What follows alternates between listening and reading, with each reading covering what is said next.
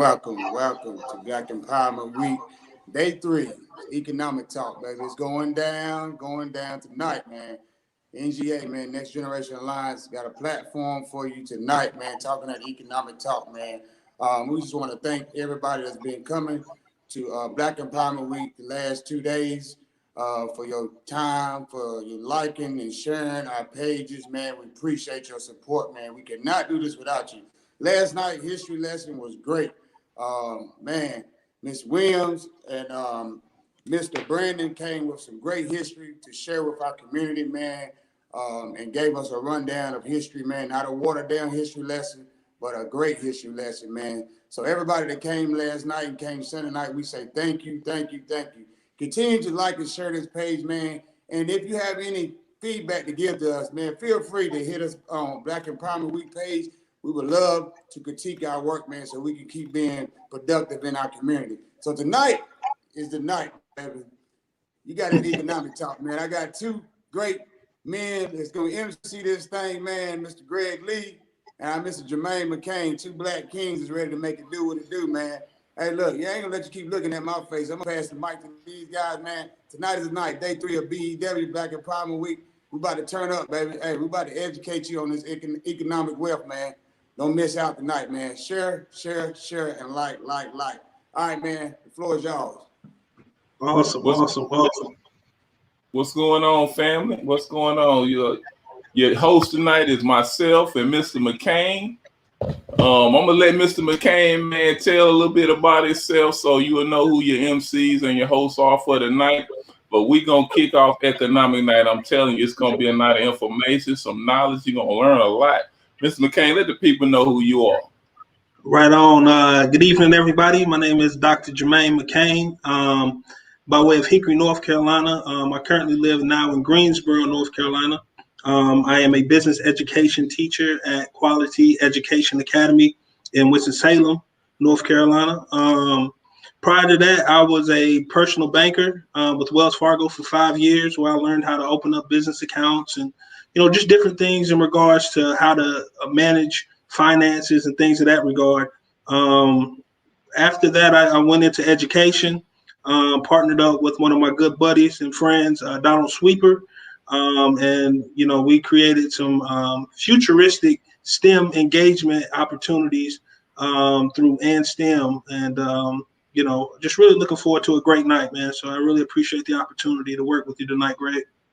Ain't no problem, brother. Ain't no problem. It's an honor to work with you as well. For myself, I am a entrepreneur, number one. I am a business owner. I'm the owner of Lee's Food Group, LLC. Well, we do a number of things. We cater, food truck. I'm big on helping our people eat better and change our dinner table. That's going to be on tomorrow's show. I'm an investor. So I play around in the stock market. So I'm big on economic freedom among Black folks. And that's why I'm so excited about tonight, because I know the panelists we got tonight, Brother McCain, is phenomenal. They got a lot of experience. We got a lot of game with our panel tonight. And I'm excited about it. We got young, we got old. And I'm safe to say we probably got more than $1 million on the panel tonight. So yeah, that's amazing. So I want our people to tune in. So if you're viewing this right now, please share this video. It's going to be some information given tonight that can help change your life, help change your family's life, make a better way for you, your kids, your grandkids, and hopefully the goal after the night, bro, McCain, is to maybe build some generational wealth. What you think? I think that's the goal, man. Legacy is all about creating that generational wealth and that legacy. So I'm with it. I look forward to really hearing from the panelists, their experiences, not only their successes, but some of their obstacles and how they overcame, right. Those obstacles. Everybody has $1 million idea, but, how did you persevere? How did you go through and, push through those no's in order to see yourself in a successful light? So I'm really excited to hear each person's journey, man, and, right. Learn myself. So, yeah. Hey, look, I got my clipboard and my pencil and pen out right now. I promise you, Right. we're gonna pick some brains tonight, brother. So Yes, sir. without any further ado, if I engineer, shout out to Mark Lee, man, who's our engineer, the wizard behind the scene that you don't see. We're very grateful for you for doing this for us, brother. Shout out to Brother Merle. Shout out to Brother Mike, as you seen. Shout out to Sean Bradley, Sean Norman, Sister Portia. Shout out to Sister Portia, man. This is the group that kind of originally formed together to put this on for you guys. So let's start bringing on our panel, man, tonight, and we're gonna just dig right on in. So before we get started, if Mr. McCain is with the panelists, if you guys at home or wherever you may be, if you have a question, just put it in the chat, the chat box. We're gonna make sure one of us sees it. If you have it for a specific panelist, just put the panelist's name next to the question, and we will make sure we get that question out to the panelists, and they hopefully they can give you the information or answer the question the best that they know how. Okay, so that's the game plan for the night. And I think I seen Mr. Gunner from Gunner Automotive. He's on. We got Brother Ron Neal and Sister Marcy Jones. I call them a power couple, you know, I'm a realtor, you know, that's me and my wife's goals, you know.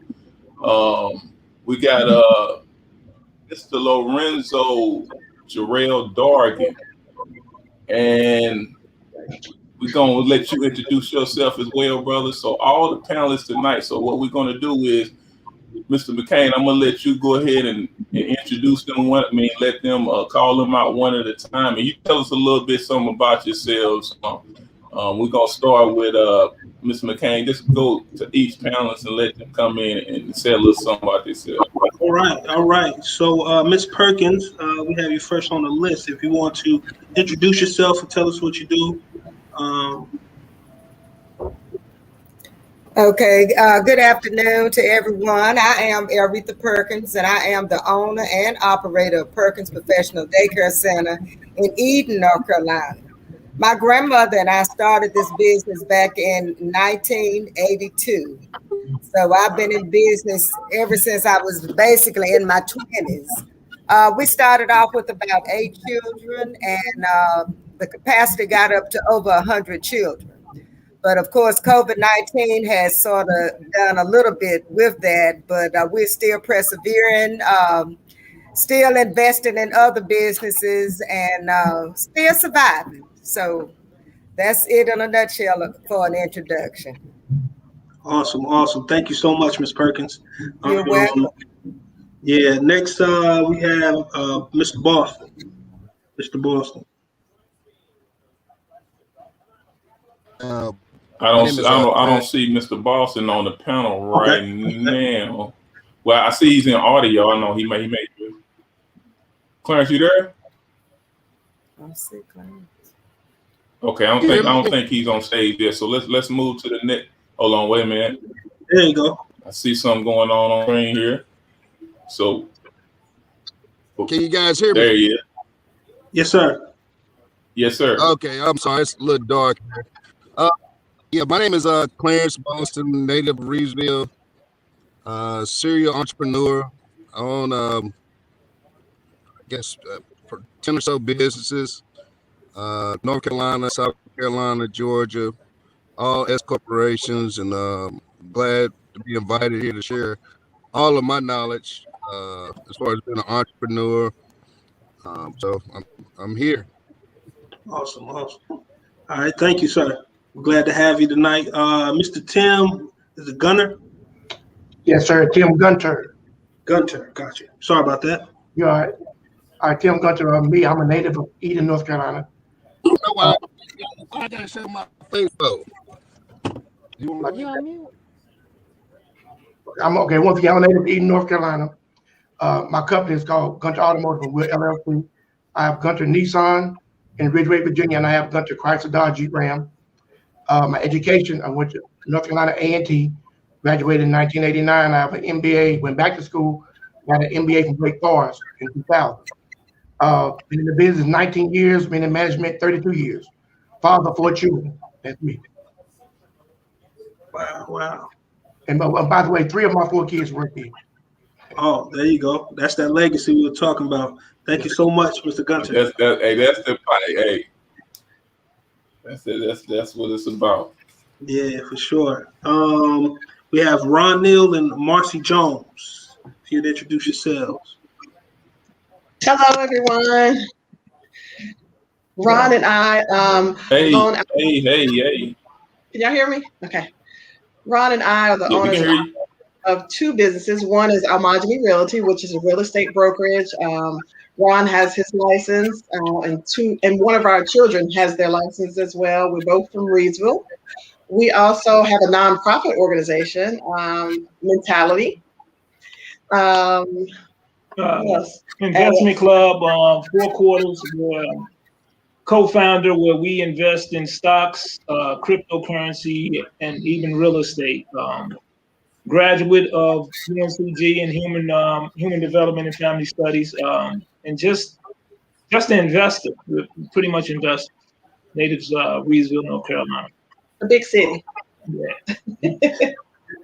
And I'm an Aggie, so forget about the Spartans, but I am an Aggie. Aggie pride. That's what's up. That's what's up. Thank you guys so much again for being out here with us tonight and sharing your experiences. I know a lot of people probably really are interested in that real estate field, so thank you. Mr. Dargan. Hey, thank you for having me on. My name is Lorenzo Dargan. I'm with Primerica Financial Services, and basically what we do is we educate families on how to properly protect your income, become debt-free and financially independent. I've been with the company 6+ years. So, just helping families to understand the different rules of money and getting the things in place that they need to. Also into investing into real estate here in North Carolina, also in Virginia.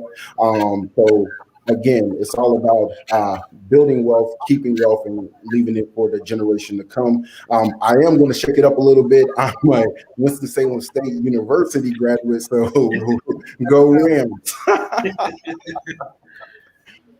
I'm a fellow Ram too, my brother. That's what's up. Right on. All right, and I believe I have a Kevin Scott. Kevin Scott on. I don't think Mr. Scott made it tonight. Okay. I don't think. Okay, all right. I apologize. So I'll be speaking on his behalf. Okay. All right, cool. All right, well, let's get the ball rolling. Thank you guys so much for those introductions. We're gonna go ahead and get into asking some of the questions. Off the bat, I'd like to ask Mr. Gunter, what motivated you to enter into the auto industry and start your business? Well, it's kind of a whim. I directly out of A&T back in 1989, I sold cars for a little while, but at the time I was married, so my wife kind of wanted me to be home a little more. So for whatever reason, we became unmarried, and I became a little more flexible to do what I wanted to do. In 2002, I was able to just join the car business. I liked the opportunity of the freedom of kind of dictating my own income. The harder I work, the more I make. So I'm not afraid of working. So I decided to get into the car business. And 2019, I bought my 2 deals. That's what's up. That's what's up, man. That's amazing. So were there like any obstacles that you faced when you decided to start your own dealership and move forward with that? Yes. Well, the main obstacle was just number one, finding someone willing to sell me a dealership. Because I'm definitely can tell I'm not the typical criteria of who owns car dealerships. Can you specify on what that criteria you're talking about?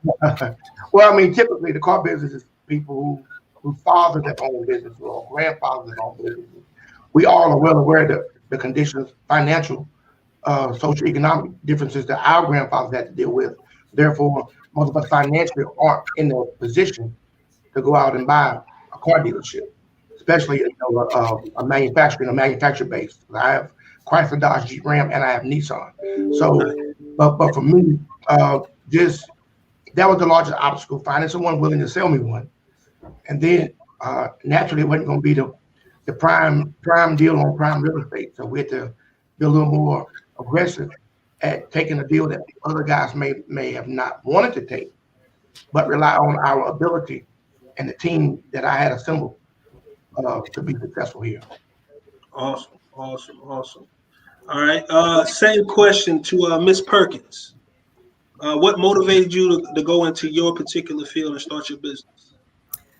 Well, first of all, I want to say I'm an Aggie also. And one thing they taught us at A&T was if you were a business major, it was about entrepreneurship. Now, my expertise prior to opening up the daycare center was working for industries. I worked for Miller Brewing Company. I worked for Johnson & Johnson and another company, which most of you young don't remember, Burlington Industries. And so the tools that I needed to start a business was taught, of course, by all those different industries, just putting all that knowledge together. I had been raised here on a tobacco farm right here in Eden, North Carolina, and my grandfather was a business person even when I was growing up.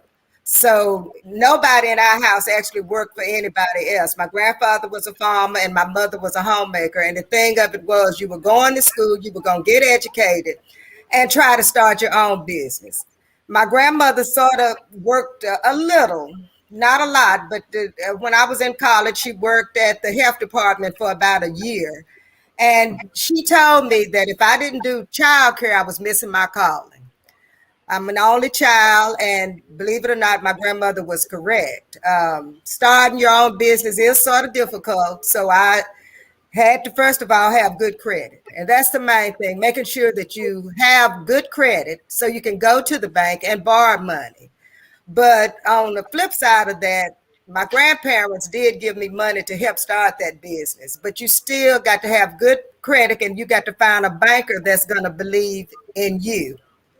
And that wasn't that difficulty. That wasn't that difficulty either. But the thing of it is, once you get one loan, if you've done real good, you got to go back and ask for another loan. So you still got to keep your business and your ethics and all that on top. So it wasn't easy because being a minority and being a female, you're going to have obstacles. You're going to have, first of all, the different things that you have to go through to open up that business. You got to worry about people coming in and saying, first of all, that you are Black.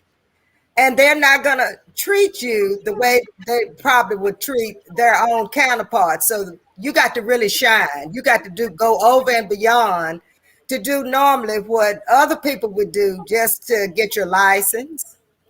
And then you got to have directions on how to get those licenses. You got to, the health department, you got to go through them. And like I said, you're going to be looked at differently and you're going to have to do more than what other people do just to get that license to be open and to remain open.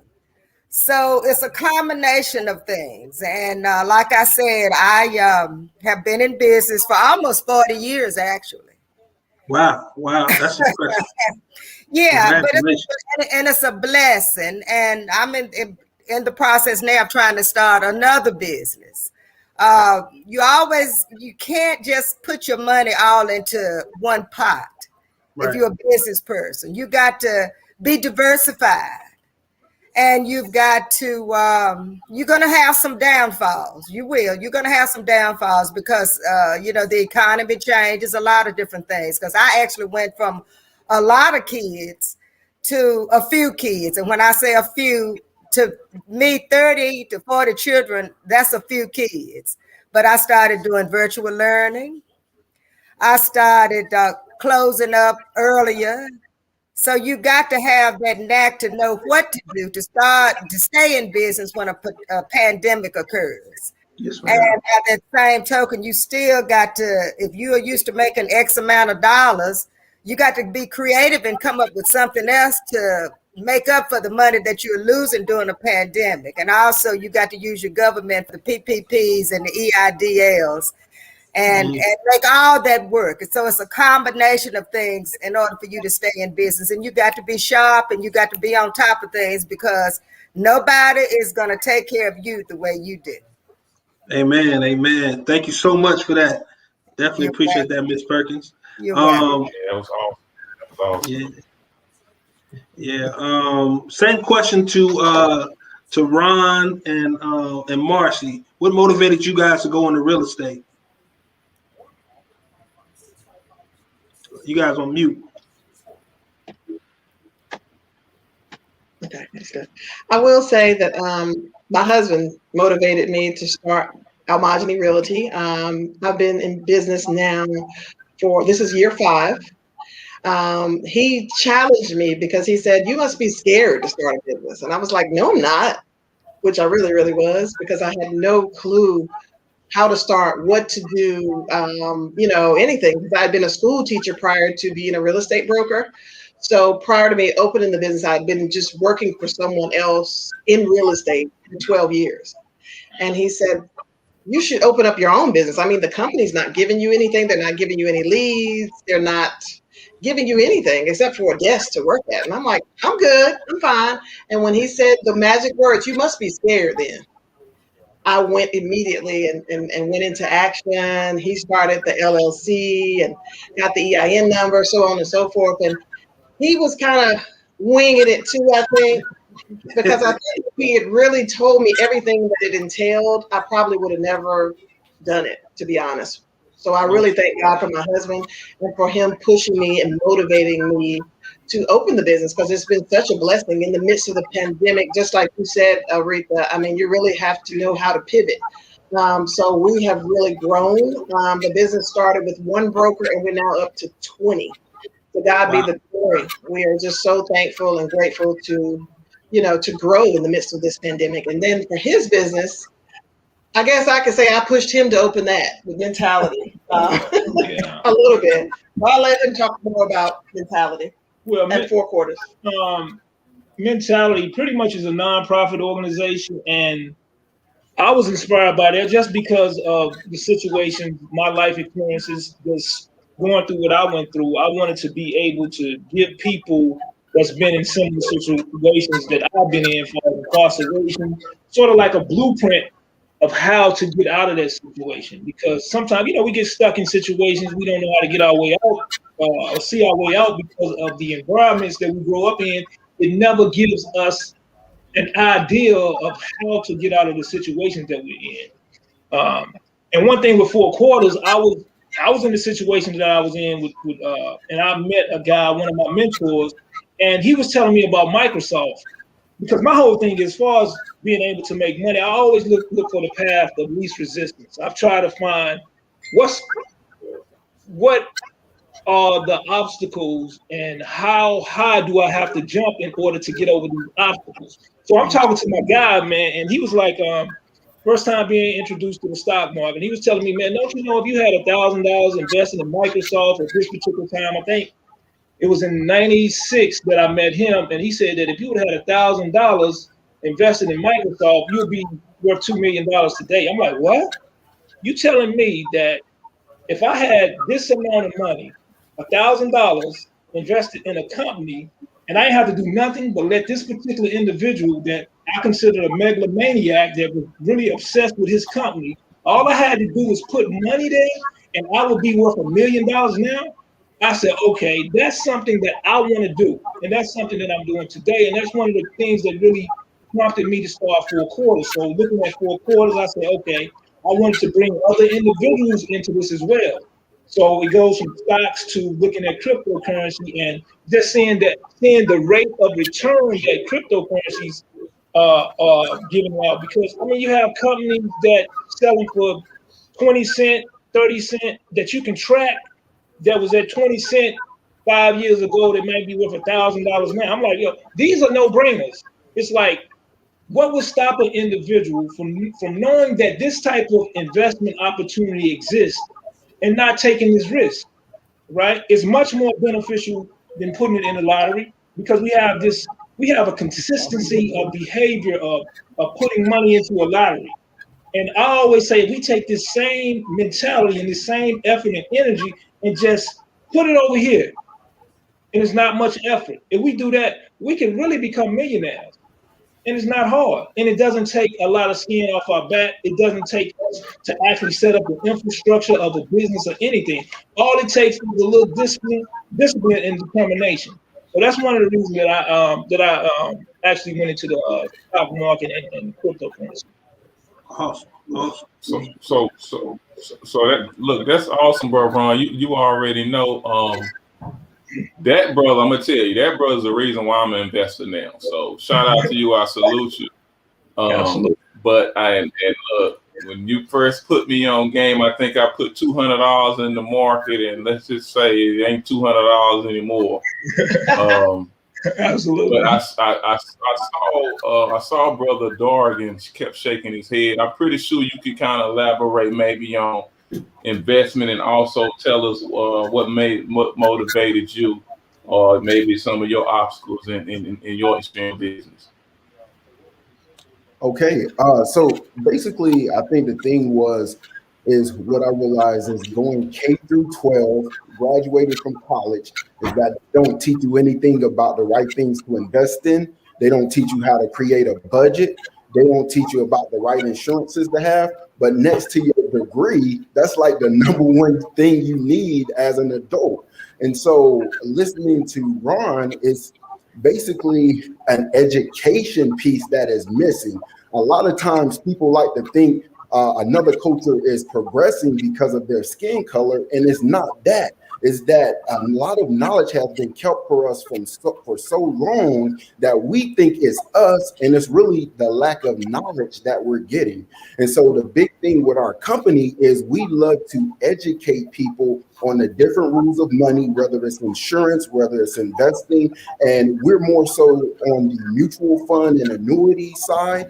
So if people don't have the time to actually try to put money into the market themselves, we can get them involved with an investment advisor that will manage their money for them for a small percentage, and still over a long period of time, their money will grow. And like he said, it's better than a person playing the lottery game, which is basically, like he said, a game, and a game that people lose on a consistent basis every day, day in, day out until they pass away.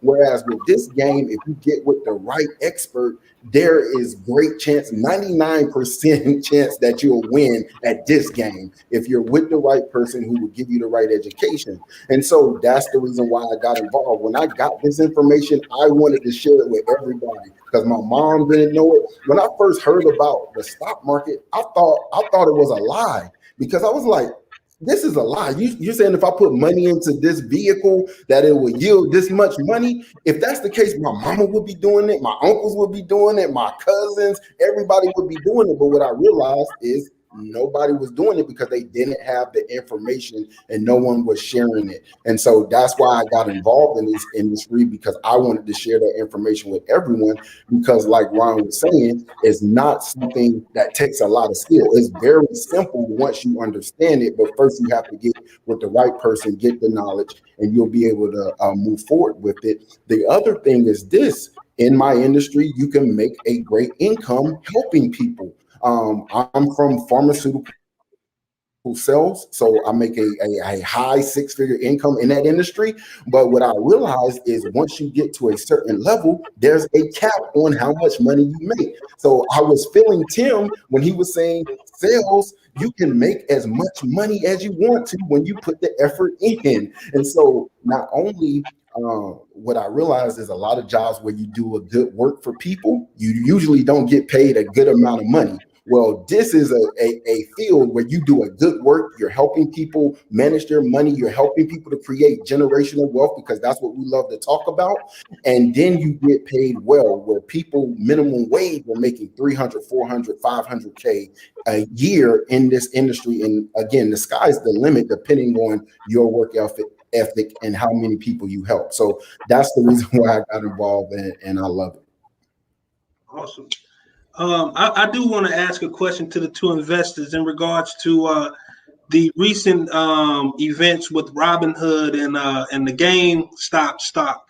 Can you guys clear up any misunderstanding of the things that transpired and how people that actually took advantage of that particular stock, how they got the money, and what happened with the hedge fund babies? Since I'm unmuted already, I'll just share this piece with that.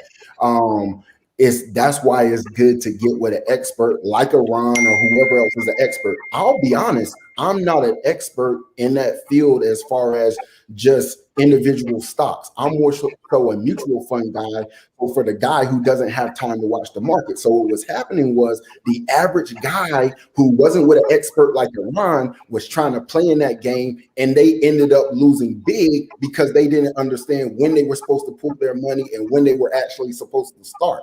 Because now Wall Street Journal is putting out information. There's people who put $20,000 in near the back end thinking they were going to get money. Yeah. They lost 80% of their money. So again, it's a good game to play, but you have to be with an expert in order for you to win at that game, because it is a game. So you have to be with an expert in order to win. And I think he'll expound on that.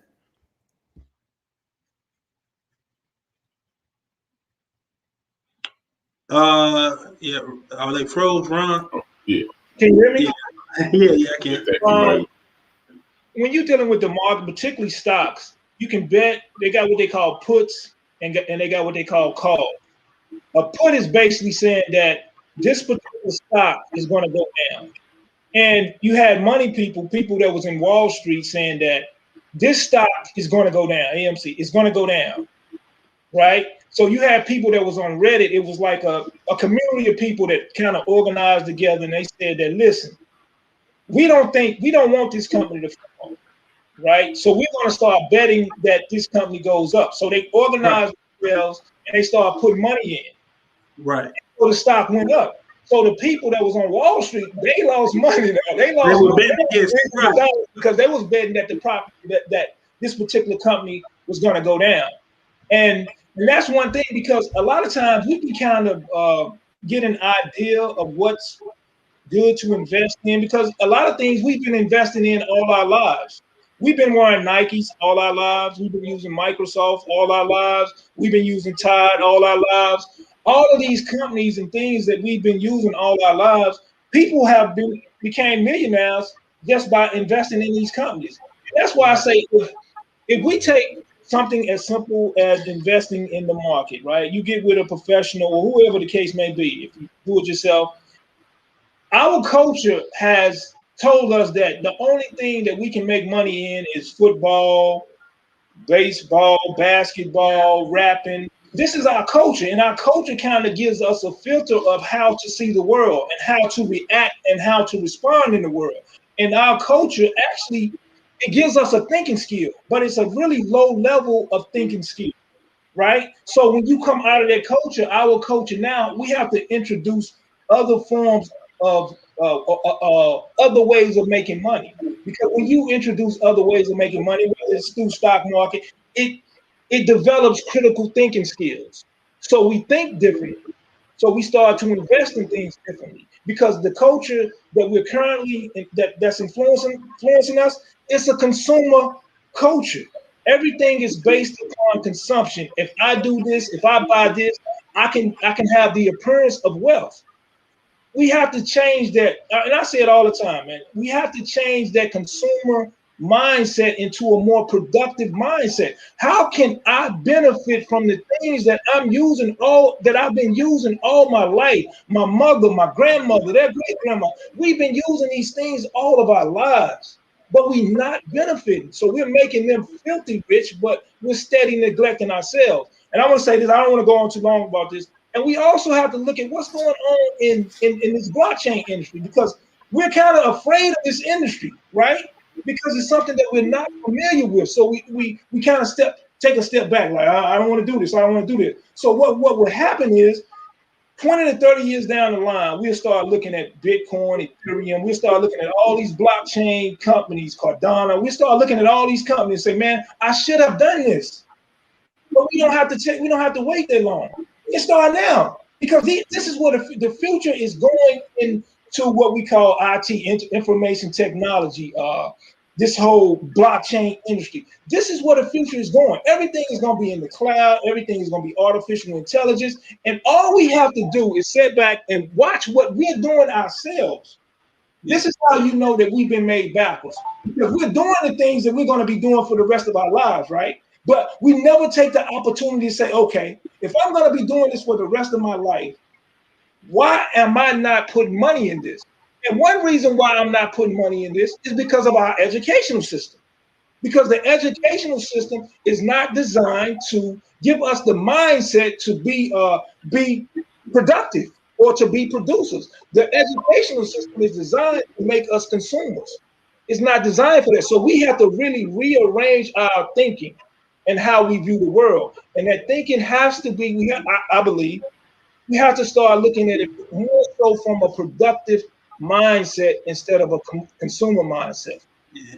I think you brought up a great point, Neal, Ron, in the sense that the way that they were able to get that stock was they worked together as a unit in the community, absolutely. right? Absolutely. And I think that's where a lot of us in our culture fall short. You know what I mean? We like to make our success and keep it to ourselves. One of the great things about tonight is we're sharing this wealth of knowledge, you know what I'm saying, to the masses. Right. And, really take heed to this opportunity of people's personal experiences so we can capitalize. But, Greg, I think you have a question for Clarence. So what now? Yeah, I think Mr. Boston is coming back on. Mr. Boston, it was a question posed to you, sir.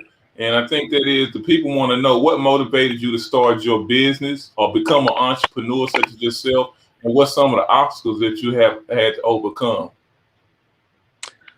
Honestly, the reason I wanted to become an entrepreneur, a lot of y'all know us, from Reeves growing up. I worked at for the Johnsons at Johnson & Son Funeral Home, and I just remember how classy, Mr. Johnson and Miss Johnson were, the funeral home, the nice cars, the, their big house. And I was just like, gosh, one day I want to, kind of trail and be the same. I just wanted to be more diverse and not just depend on the funeral industry, to feed my family.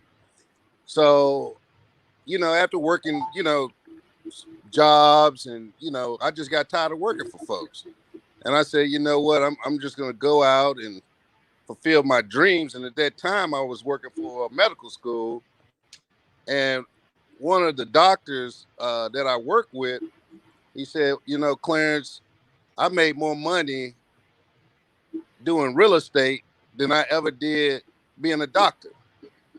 So I'm like, that really, I said, well, that really. So I said, I found the first time home buyer program in Atlanta.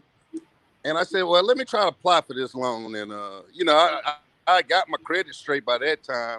A lot of people don't know it's almost easier to buy a house than it is to buy a car. So I bought this house, and me and my buddy, we put $2,000 in this house and renovated it. I took the carpet from my apartment, and we cleaned it, and me and him painted the house, and I put a little for sale sign, like not no big, because I couldn't afford to pay a real estate agent. I could, but I just didn't want to, 4 to 6%. So I bought a little for sale sign from Walmart, and I put it in the window. And maybe like a couple of days passed, a guy came by, and he's like, man, I was trying to buy this house, but you bought it before me, but I still want to buy it. And I said, okay, well, I'll sell it to you. So I bought the house for like $98,000. We put $2,000 in it, and I sold that house for $140,000. This is the first house I ever had in my life, first house I ever sold. So I made $40,000, and I when the money hit my bank account is when I actually really believed that I was gonna make that. I was like, ain't no way in the world Clarence Boss Reedsville, North Carolina is gonna make $40,000 and never made $40,000 in his life. And we closed and boom, I was drinking Cristal and Moet and all kinds of stuff. But with that 40,000, you know, I started my another business, which was my crematory in Greensboro, and I bought more real estate. I bought another house, and then that just happened to be the time when the housing market collapsed back in 07, I think it was 07, 08. But I opened this crematory, and the economy was doing so bad at this time, you know, with the housing, that people wouldn't want to pay for funerals. They wanted to be cremated. So, you know, we grew that business. It was, you know, the top business in North Carolina, the number one crematory in the state of North Carolina. And I sold it, you know, for millions of dollars. It's still in operation actually today in Greensboro. And then I just took money and I just started investing in different things, more real estate, restaurants, more funeral homes. I own one of the oldest Black funeral homes in North Carolina. And I just bought it because it started business in 1896. I said, you know what? I'm not going to buy this place because of the type of money it makes. I'm going to buy it for the principle because this place has history. Right. You know, how many people can say they own a business that's 100 years old? Come on, man. But other than that, you know, I employ about 180 people. I'm 40 years old, 43 years old. And one thing I can say, like, life as an entrepreneur, that's why I had my picture up, because I had to come, I'm building a new restaurant, and I don't know if I can show y'all, but if y'all see, like, this is what you call starting a business. It's from the ground up. You see in this building, oh yeah, it has a gravel. It's good. It's not a slab in here yet. So to see stuff like this, I think really brings to heart the true entrepreneurship of being an entrepreneur, is to see stuff being built and conquered. And that's why I really want to be an entrepreneur. That's what's up. Also, let me say one more thing. You know, go ahead, Clarence. Yeah, go ahead, bro. Go ahead. You asking a question? Yeah. No. So I was just going to elaborate on something, because I know, you know, man, this panel is so powerful right now, man. We could have talked to each one of y'all for an hour and a half, and 2 hours. So I promise you, we're gonna definitely do this again and maybe get you back separate so we can really dig into y'all's mind, because there's just too much information and too much knowledge on this screen right now. But I understand. I never forget. We go back, Clarence. We go back, and I knew you was an entrepreneur when we was in Greensboro in your car at the gas station, and a guy came and bought your car at the gas station, and we literally had to ask him to take us home. Right. That's and do you remember me buying the car back from him? Man. And do you remember me buying the car back from him for half the price? No, I know. You know, so and I also, man, shout out to, you know, you've been my boss. You know, I've been your, you know, I work for the brother, and I will say this about you, probably Mr. Gunner, Miss Aretha, to see Black-owned businesses is so powerful and so meaningful. Why do you think, and I want each one of you to answer this, especially you entrepreneurs and business owners, why do you think it's a decline, or we don't have many Black-owned businesses in the Black community? Why do you think that's so? Well, since I'm unmuted, okay. Honestly, you know why? This is the reason why. It's because they're scared. You know, that's the main thing. Or they don't venture out. Like, most people want to open barbershops, beauty salons, when you should be looking at, like, it's a million zillion businesses that you can open. But another thing that I think with our people is that we lack the knowledge. Like, credit. Like, I remember, just growing up, I thought I had the worst credit in America, right? And I guess I had two collections on my credit. One was $100, I don't know if y'all remember, Cellular One bill. And then the other one was like a $200 Annie Penn Memorial Hospital bill, right? This is why my credit that's why I couldn't buy nothing, right? $300. That's what it cost me to pay that off and buy my first house and my first car, But I just think it's just lack of knowledge and fear, But I'm gonna just be honest with you. I will open a business every day I wake up. I swear I think about opening at least 5 different businesses every single day. And it's very easy to do. It's just, again, I think that fear of the unknown, lack of knowledge about credit. Like, people don't understand, you go to the Small Business Administration and borrow $100,000 and all you have to give them is $5,000. Damn. So that's what I think. I mean, say I didn't know that. Yeah. I mean, I just saw my biggest funeral home in Charlotte to a young lady who made $14,000 last year, right? Mm-hmm. I sold this place for a whole lot of money, but it didn't matter of what she made. It mattered what the business made.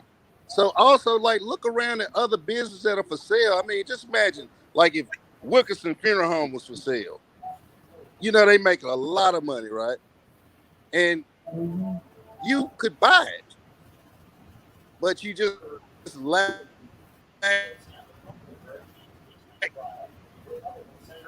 You breaking up, bro. I don't want to give 5%. But I'll go ahead and let another panelist go ahead. Okay, Miss Aretha, can you go next? Why do you think it's not many Black-owned businesses in Black America? Well, it's like Mr. Boston said, it's a lack of knowledge and fear. And those are some of the things that I guess I should work on in this community to inspire other young Blacks to just try. I mean, you got to have that, first of all, you got to have that will to want to go out and start your own. But then by the same token, someone has to give you that encouragement to go out and do that. And most young people, where the parents weren't business owners, so therefore they're not inspiring them to go out and start businesses. But it's left up to people like myself, Mr. Gunner, to express that people can own, and Mr. Boston as well. We need to, inspire young people, because, I mean, we're not going to do what we're doing forever, and somebody needs to follow in our footsteps. And as far as our children are concerned, my daughter is a entertainer, but she's also an entrepreneur because she saw what I did. She has a line of beauty products. And, it's all in how you're raised and what you're taught as you're growing up. They're not going to teach us in schools, particularly elementary school and high school. They're not going to tell us that we can go out and be business people. But I can tell you this, when I was going to Morehead High School, I was told by the guidance counselor, and we have to worry about guidance counselors too, because they can lead you wrong. My guidance counselor told me to be a secretary. And, my response to him, and he's still living today, I told him, no, I'm going to have a secretary. So, we got to inspire our youth to feel good about themselves. And everybody has a talent. And a lot of times it's just like Clarence said, we want to have barbershops, beauty shops. You may be good at making candles, and candles will make you a lot of money. So therefore, we've got to inspire people. Whatever you're good at, that's what you need to do. Now, my expertise is that kids like me. I don't know why. They just like me. So that's why I have been very successful in that area.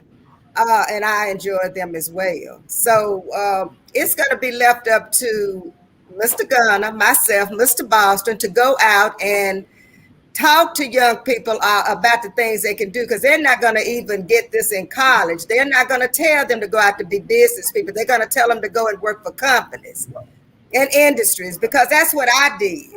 But I didn't do it for long. So I challenge everybody that's on that panel to go out and we need to educate our young blacks out as to what they can do. We need shopping centers. If we had shopping centers, we could, open up different little businesses within that shopping center. But for some reason, instead of us working together, we try to pull each other down, and we've got to stop that. We've got to start educating people that we can all work together and we can help each other. And Mr. Neal, I need to talk to you because, to be honest with you, we need to invest in ourselves. I'm investing, but I didn't even know that you had an investment company. And I need to talk to you because what I'm doing with this white company, I could be doing it with you. That's all I'm saying. So we need to start working, investing with each other. That's exactly what we need to do. So I'm going to talk to you, Mr. and Mrs. Neal, because I'm going to come to you and start investing with you. Mr. Gunner, I'm gonna pose the same question to you. Why do you think it's such a decline in black businesses? Well, what you think we could do? I tell you what, Greg. I think from my thoughts on that is, I've said it numerous times to my friends, is that I went to Moorhead High School, then I go to A&T, then I go to Wake Forest. All right, not at one time have I ever been taught about credit, about saving, and even as Mr. Neal, about investing.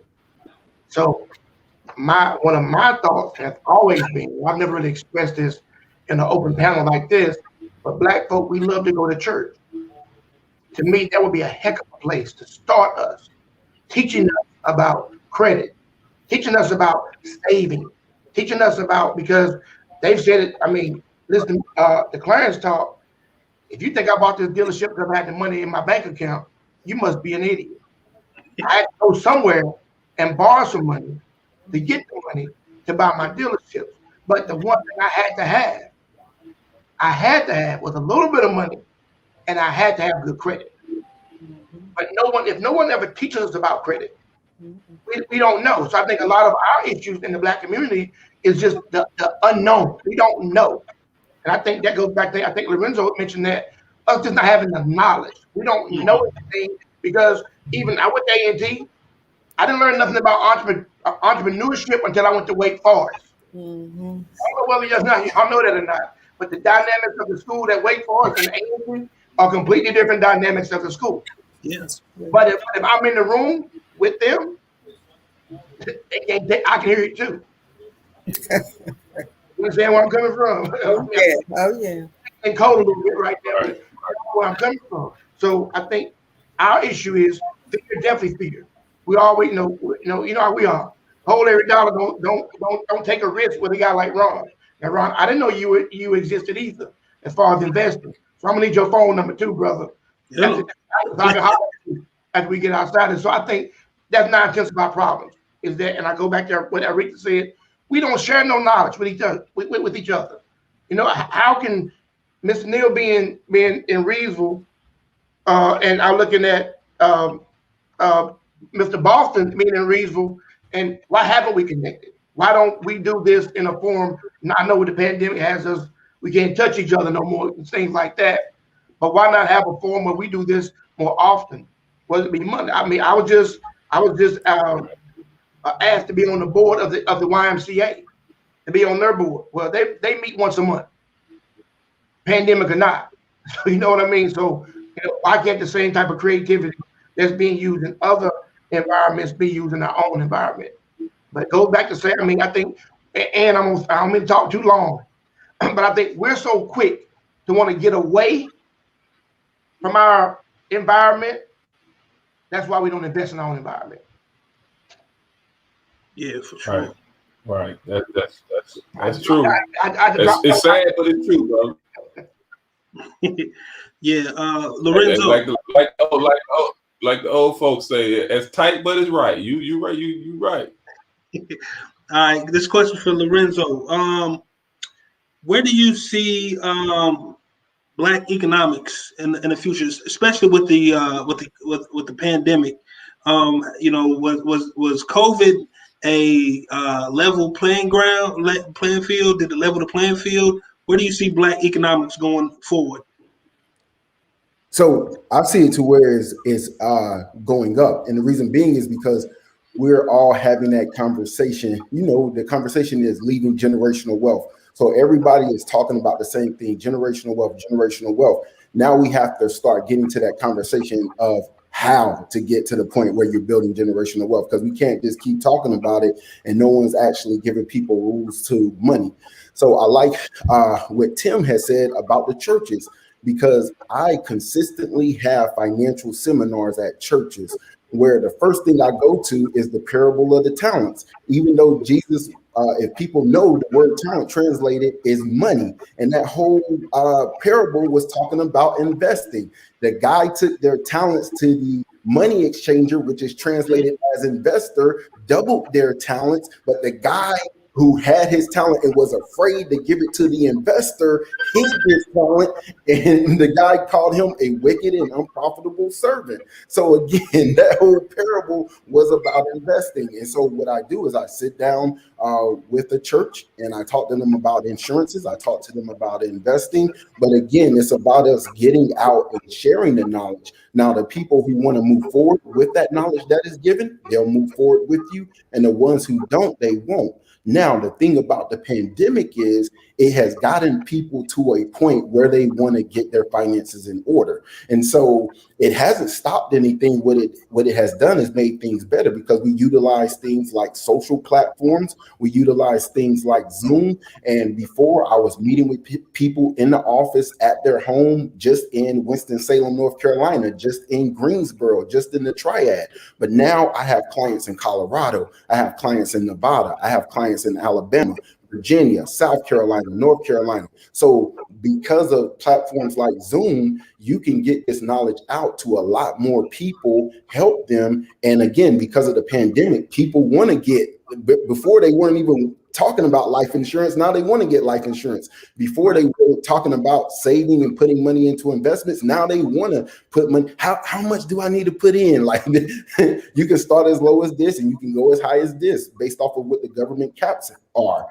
So we're sharing that information, but again, it's about the people who want that information. There's enough of them out there. We just have to continue to be willing and ready to share that information with whoever wants it.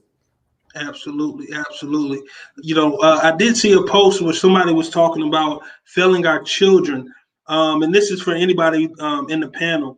Do you feel that we should be focused on, encouraging our children to become entrepreneurs or finding a trade, or still keeping that same notion of telling them to go to college, get a degree, and get a good job? And the reason why I say that is I graduated from High Point University. And, it wasn't until I actually worked at A&T that one of my colleagues said to me at a career fair, he said, "You know why all these big companies are here?" I said, "Because A&T produces the best engineers." He said, "Exactly. Those people are going to go work for their big companies." You know what I mean? So there wasn't any Black companies coming in to seek out, Black entrepreneurs or Black engineers. So what do you guys think about, teaching our youth entrepreneurship or trade versus, telling them to seek out college first right out of school? Well, I'll jump on that one. I think it's a combination. For me, like I said, I have 4 children. 3 of my kids work here. My other daughter, my little girl, she's still in college at East Carolina right now on a full scholarship. So, but I think you preach to them, as I did. I talk a lot about education, about academics, about making good grades, and hopefully getting a full ride to college so dad didn't have to pay for it. Very important for me. So, but I think that you also preach, because I have my oldest daughter has two sons. My grandsons are here almost every day. And I'll talk to them. They'll sit in my office and they'll listen to me on a call like this. If it wasn't so late, I probably would have had Jason here with me tonight, just listening, because I think that we have to let them see that, okay, they see Papa work all day. I mean, I work every day, Monday through Saturday, come here on Sunday, but they get to see me working. They understand that this ain't a rap career. No disrespect to rappers, but I come to work every single day. But I think that going to school, yes, give them a solid foundation. I think it does. I think it creates some competition for them that when they come into the work field, I think it's very important. I have one of my daughter works in helps us out with our rentals. My oldest son graduated from UNCG, and he works in the accounting department. And my youngest son, he didn't complete school, but he went at Livingstone and he went to A&T, and he's working here on the lot. So, I think college is great. Hell, I went to school. I went to school forever. I went to school to A&T and Wake Forest. I went to school for a long time. But I think you just create the school piece help me kind of just understand the playing field. But entrepreneur spirit is something I think, yes, I preach it to mine. I mean, there's nothing like walking outside and seeing my name on the building, and which my name is their name. So they know this is ours. You know what I mean? And I convey that to my kids. So I think school is important. I'll never say don't go to school. Go to the right school. Go to the right school though. Absolutely. Go ahead, Mr. Dargan. Oh, okay. So basically what I was going to share was kind of like what Boston had said, Clarence, was that I feel like we have to get to a place where we need to understand what our community needs. So a lot of times, the restaurant business is one of the hardest businesses in America to start, but we can have 20,000 restaurants in our area. So we have to kind of figure out the things that our community needs. We need more politicians. We need more doctors.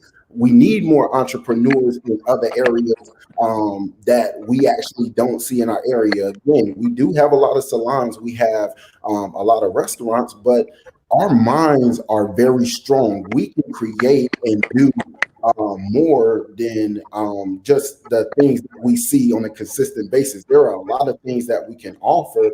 And again, we need to start those things in our community. So I'm always for entrepreneurship, but I'm also for those people who want to go to school for political science because they realize that the justice system is against us and we need more Black judges or we need more Black AGs. So when one of our brothers are gunned down, they'll take the initiative to say, hey, this was unjust and this guy needs to go to jail, just like Keith Ellison and I think that was where was that the AG who with George Floyd. He said, within a week, these guys will be charged. And within that week, they were charged. But this was a brother that was in that position. So again, if we want to see the change that we want to see in our communities, we need to not only, talk about entrepreneurship, but what are the things that are missing in our community? And so I'm always talking to my kids like, hey, look, you guys are going to be either I'm looking at them and I'm watching them what they're good at. And look, I'm looking at future politicians. I'm looking at future judges and I'm looking at future entrepreneurs. So it's a mixture of everything, not just, one thing. Absolutely. Absolutely. Mr. Boston, in regards to going into the bank with your portfolio and asking for a business loan, what type of information did you have to present? Was it anything like personal information, or was it more like a business plan? Does people have to come in with a business plan or something like that to even get considered? Well, with most small business lending, when you're using SBA, they're going to require you generally have a business plan. And that's when you first getting started off. Once you get started off, generally you'll be able to go to get traditional, conventional financing because you'll be so strong with the bank. SBA is there to kind of help you get started. But once you're there in business for a couple of years, you just go like, I deal with the Bank of Oak Ridge, and when I want to borrow some money, I just call my banker.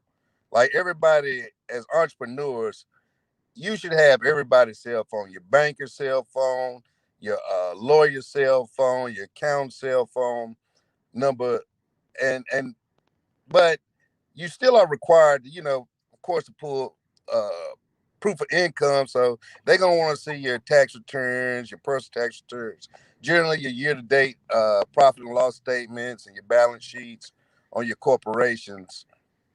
But you know, that's another thing that's very important, that, you know, filing tax returns. And a lot of people like try to file a tax return and claim a loss, when in reality, that's like the worst thing you can do. You need to be depreciating your assets, where what is Section 179, where you can depreciate 85% of a fixed asset the first year. So versus you making $100,000 in profit, you're only making $15,000. But when you go into the bank to borrow money, they're gonna pull that depreciation out, which is gonna make you look, you know, extremely bankable. So if you are, you know, I know a lot of us, including myself, starting off, you know, with Schedule C's on my personal tax returns before I owned the business, you know, just claiming a loss so I wouldn't have to pay the IRS. Make sure you guys are opening corporations, and then, you know, buy your car, buy anything, and then depreciate that asset. That way you're still bankable. Okay. Also, I wanted to say something about the kids and entrepreneurship. I think that is very important. Believe it or not, my kids, I made them do each one of them do a business plan, which was due to me yesterday, and I was so excited to get them. One wanted to do a candle, online candle store. One wanted to do online graphic design, and then one of them, which is the youngest one, wanted to sell masks outside of my restaurants. It was so brilliant. I was so happy. I was so proud of all of them. So that education is very important. I only have an associate's degree, but again, you know, Greg, you know, we taught ourselves, Ron, we taught ourselves how to run businesses at a very young age, you know. But I do think, you know, if it's not for entrepreneurs, I mean, you can't make the world go around. So that's especially for African Americans. Yeah. We definitely need more African American entrepreneurs. Yeah, and just to be clear, when you were saying for people to create an LLC, you're saying for them to purchase a car and out of the LLC. Is that what you're saying? Yeah, absolutely. That way you can depreciate that asset. I never open LLCs. I always do corporations with corporations. My bad. Yeah, corporations. Sorry about that. And then I always take the tax as a S corporation. But yeah, that's very important. Like I know I had to get on my dad at one time about that too. You know, you want to take a loss, but you need to depreciate them assets, man. That way, when you go to the bank, you're good to go. Versus going and they're like, "Well, you can't pay for this, right? Because you took a loss." You know, right. So you gave. So that's a lot of game, man. Like I said, we got so much information on this panel, man. We definitely got to do this again. But before we go, we got a vendor spotlight. And we all on this panel can take us a break for about 10 minutes and we'll come back and finish the show up. But before we go, we did have I want to pose a question to Mrs. and Mr. Neal. And this will go for couples and married couples that as entrepreneurs or seeking to start a business. What would be your advice as a married couple? Or what's some of the obstacles and things that you have to do to work together to start a business and keep it going?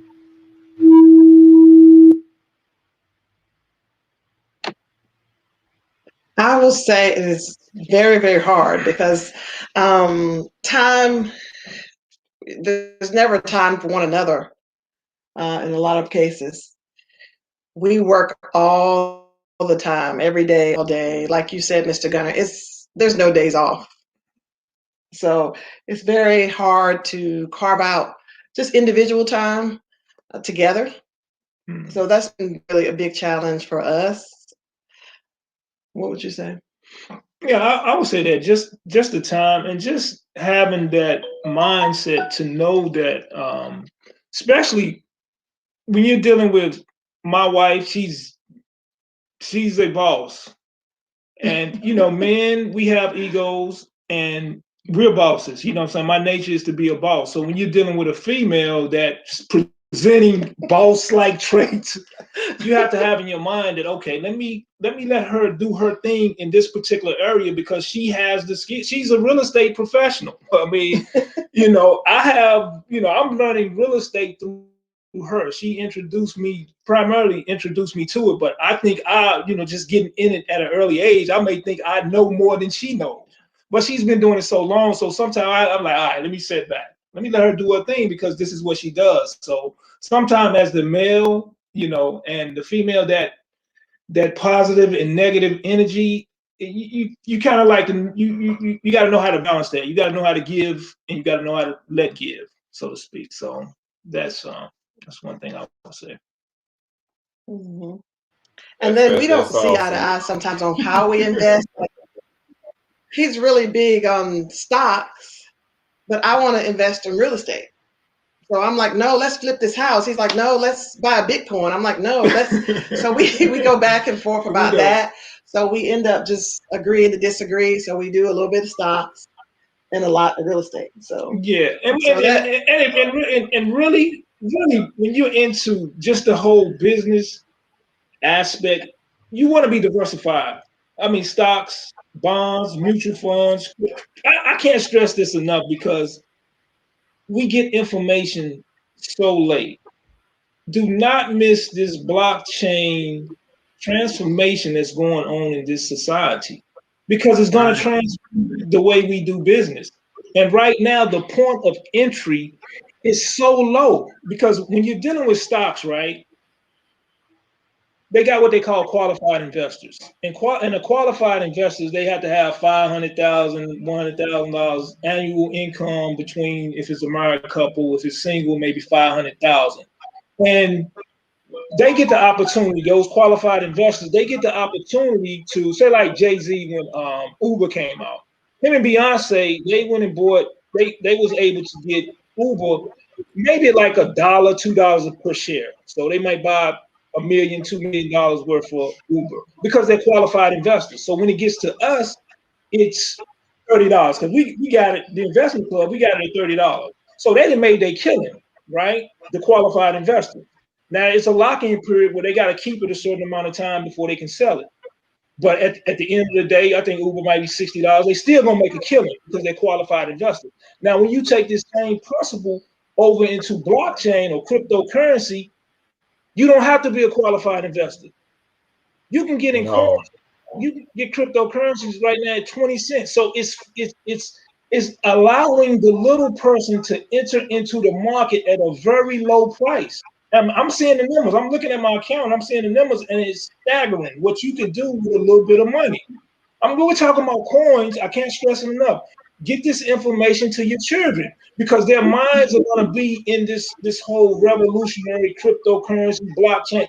It's going there. We can't stop it. So allow them the opportunity to look into it because they may be able to see what it's going to be because all of the coins are not going to make it. Some things are going to just die down. It's going to die. So I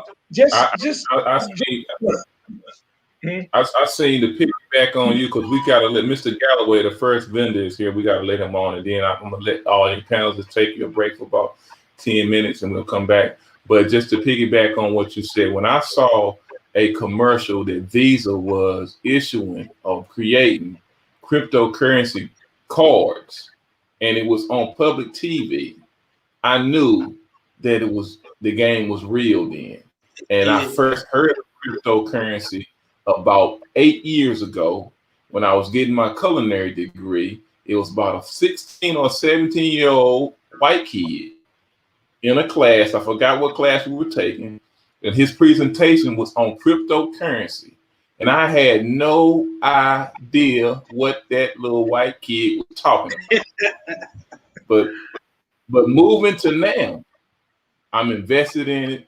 I understand somewhat. Now, I'm not a professional, that the financial transformation that's taking place. And you're right, our people do need to be more educated on it, but that's why we need to come back and do panels like this and educate our people, man, because generational wealth can be built in just that avenue. That's just one, you know. So I'm gonna let you guys take a 10-15 minute break and use the bathroom, get you a nice cold beverage. But we got our first vendor on for tonight, and Mr. Jermaine, do you have the information on the first vendor? Or I know it's Mr. Galloway. I do not. Is he on the call right now? Apparently. Okay, yeah, Mr. Galloway is coming in. Mr. Rashad Galloway. I know Brother Rashad. What's up? What's up, Rashad? Hey, how y'all doing, man? I'm glad to be here with y'all. Man. Right on. Good, man. Hey, man, hope everything great for you, brother. For sure. Everything is going great. Cool. Well, man, hey, look, and shout out to you because some of the flyers that you've seen, you guys seeing at home, or if you've seen our page, or some of the flyers we put out, Brother Rashad actually worked on those. So, hey, man, we appreciate you and love you for that. And so we're going to give you a time right now, man. So everybody at home right now. So you always say that our young folks or our young people are not doing nothing, that we often criticize them and see them in a negative light when they do something bad. But right now we got a young brother who has his own business, who's coming on. He's going to tell you what he does. He's going to give you some information. So listen to the brother, man, support him. And the floor is yours, Rashad. Sounds good. Give me 1 second. I'm going to share my screen with y'all. Okay, give me 1 second.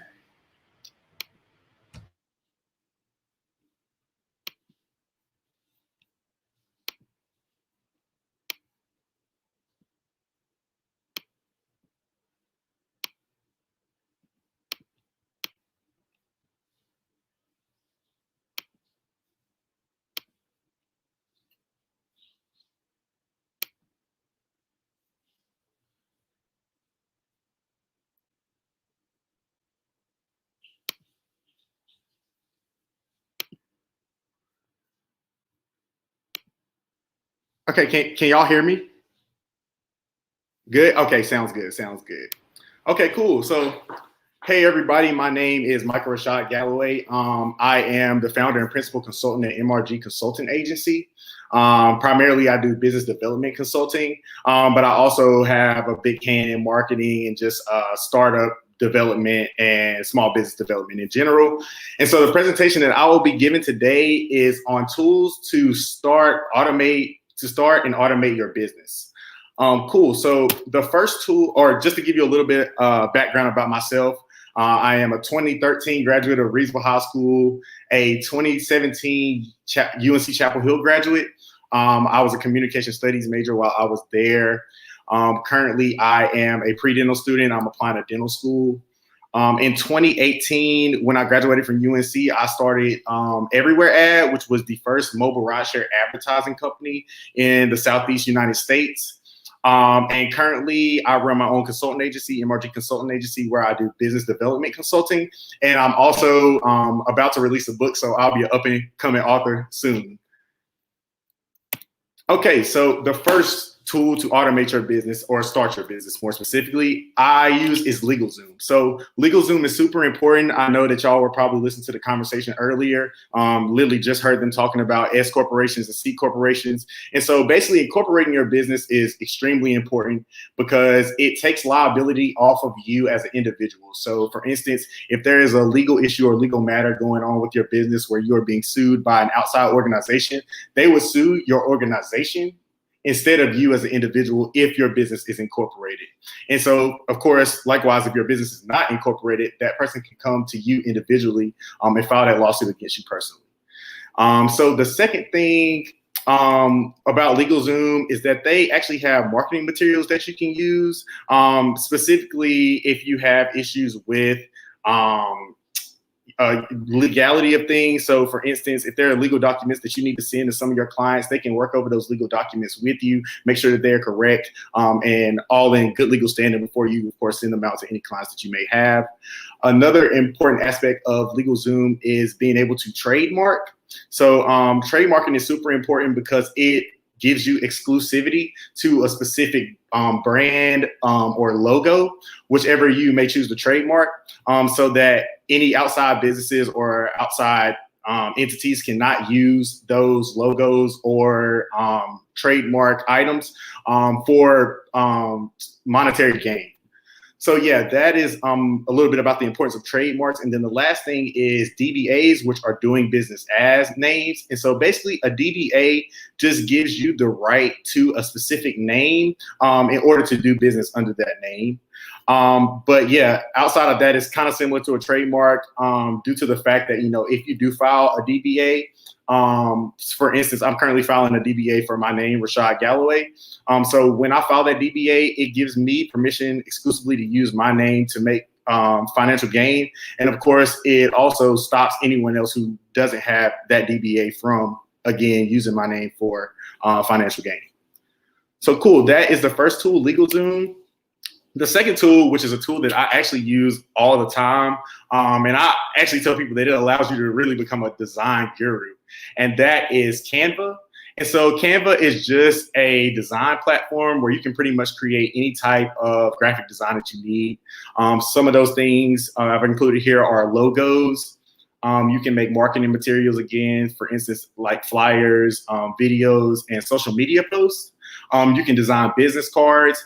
And I also use this when I help create businesses' websites. I'm able to use Canva as a design interface to create a website wireframe, which is basically just a mock-up of what a website looks like in 2D before you actually give it to a developer for them to develop that website for you.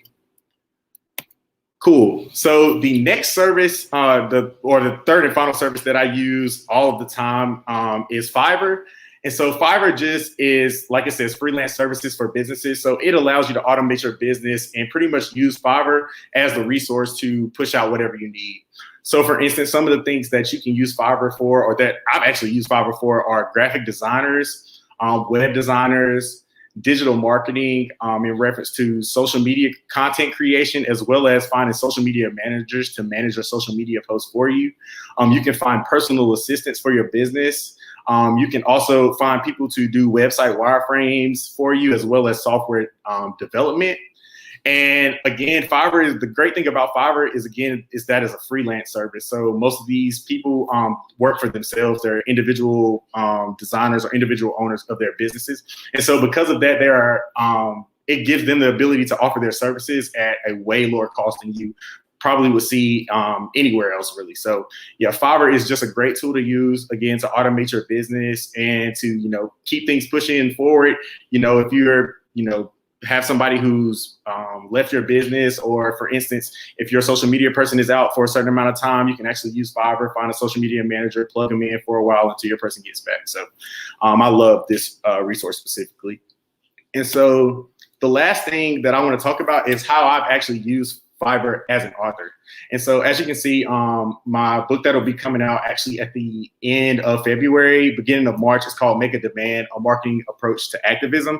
And basically I talk about the story of attending UNC Chapel Hill and learning about the social injustice and lack of racial equity on campus, more specifically due to the events surrounding Silent Sam, which was a Confederate monument on our campus.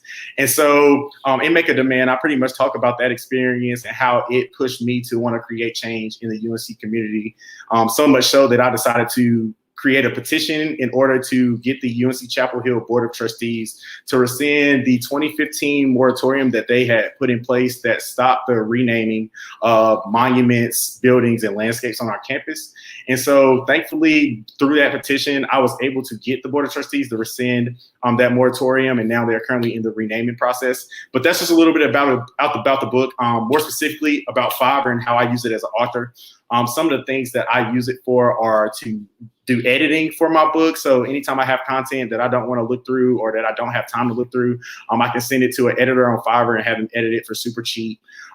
Formatting is another thing that I use. So when you're writing a book, your books have to be formatted a specific way in order to, make sure that you have the right amount of words on the page and that, you have the right amount of pages in your book. So Fiverr is also great for that.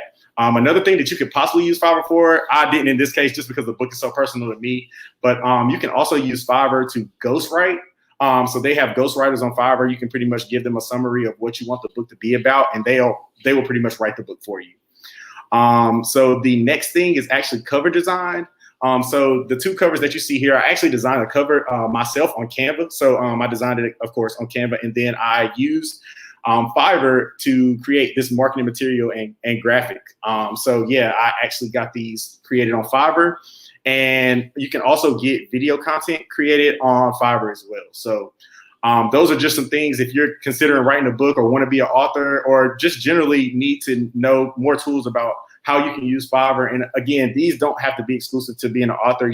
If you have documents, legal documents and things like that that you need edited, of course, you can do all of that on Fiverr. And if you just need general design for your business or company, you can also get that on Fiverr as well. So yeah, that is pretty much all I have. Do y'all have any questions for me?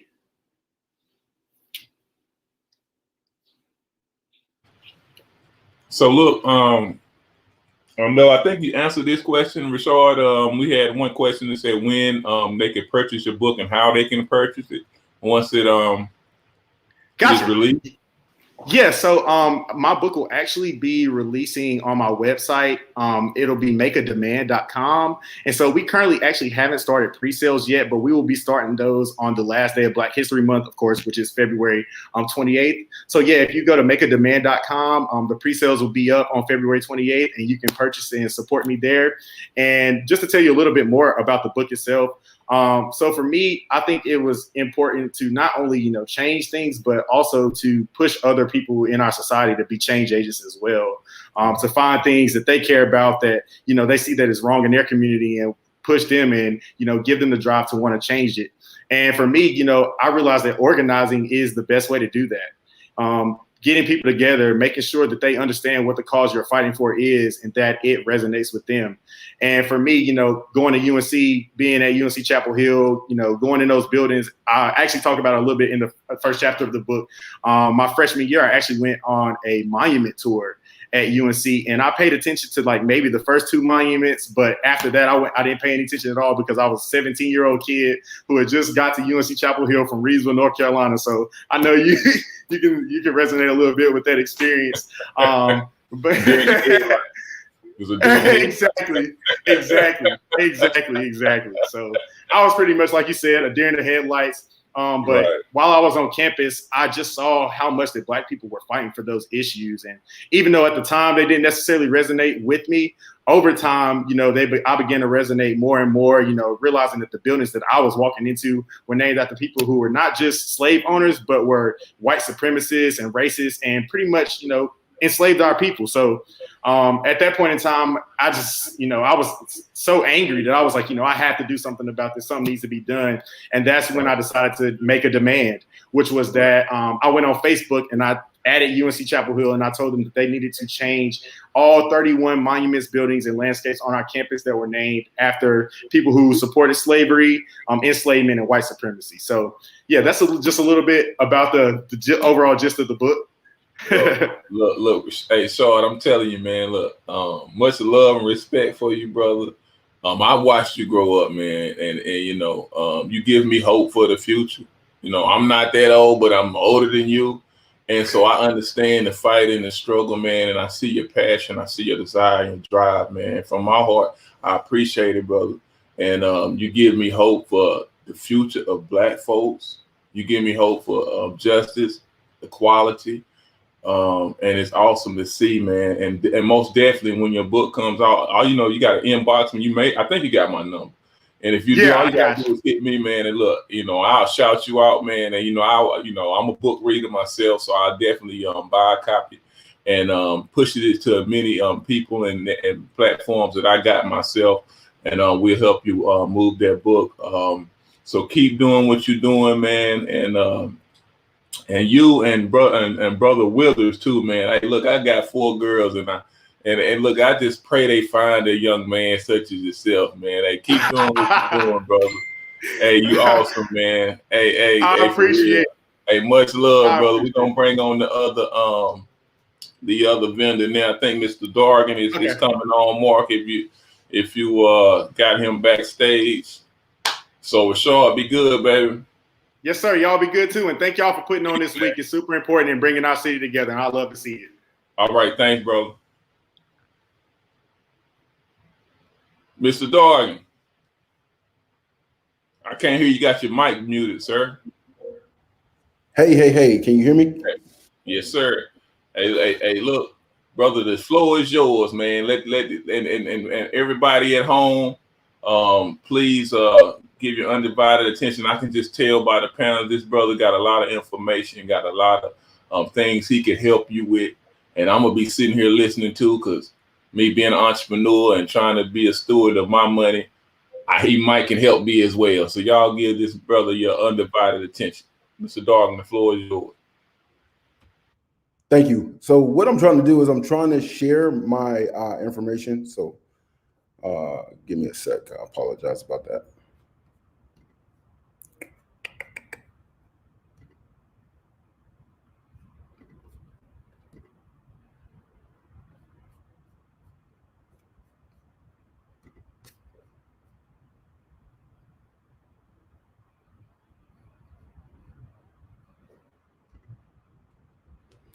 Oh.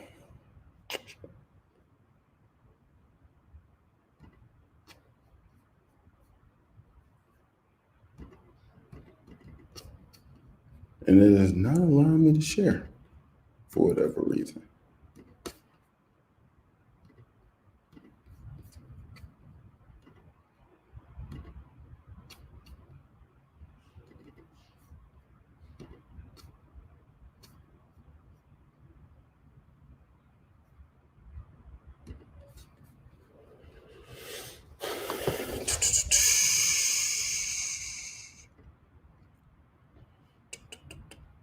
I'm not for sure if Mark is available, but is not pulling up the video or the PDF when I'm sending it to you.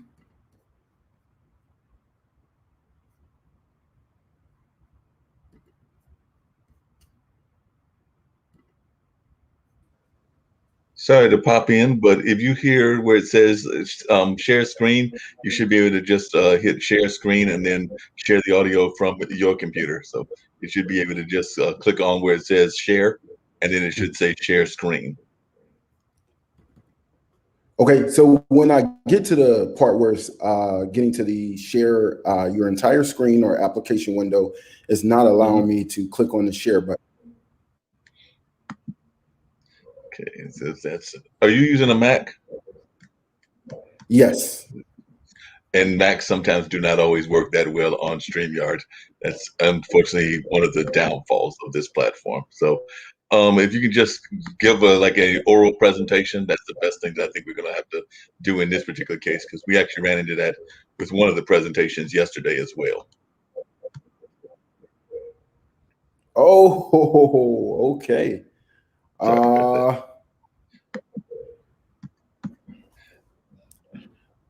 Really, I don't know if I can give an oral presentation. I would actually have to show the information.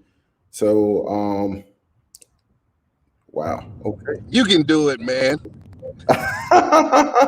Well, the information that I need to share, I actually have to show it so you guys can see it. That's the problem.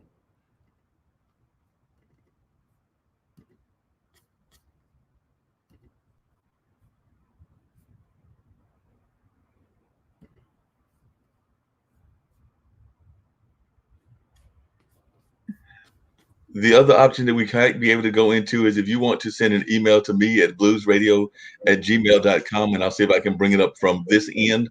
But that might take a minute or two. So if y'all want to go back into the main panel discussion, since I know you're part of that, and then maybe we could just get your vendor spotlight toward the end. Just a quick solution and everything that just came to my mind. We can do that if it's okay with you, but I'm sending that to you now. Okay.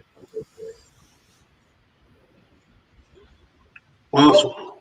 Well, Lorenzo, while we wait, I wanted to ask what could you enlighten us on in regards to like a Vanguard account, something like that? Say that one more time. A Vanguard account.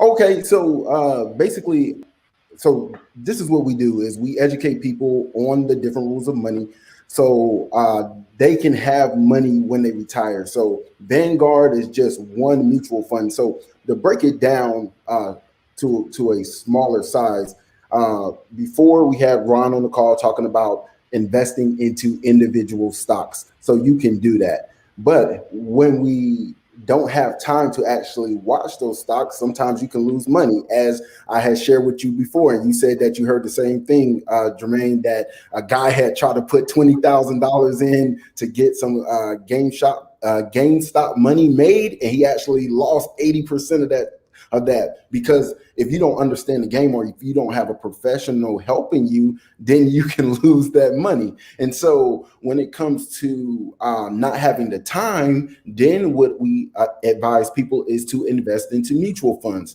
So basically what happens with a mutual fund is you have a investment advisor, and usually it's more than one, and they move your money around for you into these different areas. And so you're getting, 13, 15, 16% on an annual, on a consistent basis. And if you keep that money in there long term, the market is up and down, but the market is going to be more so up than down. So you're able to over a period of time, get an average. And so you were talking about Vanguard, that's just another mutual fund. So now we have two items that we use. We either use a 401k or we use an IRA. The IRA is just the program that we put the money into, but you usually always have to choose a mutual fund for that money to go into. And so when you're sitting down doing your benefits, a lot of people don't know is they're choosing the mutual fund that they want their money to go into, but they usually have no idea that it's a mutual fund that they're choosing. So they just, pick whatever, and they end up picking the wrong fund, and then their 401k isn't growing. So again, your 401k, your IRA is usually put into a mutual fund of your choosing.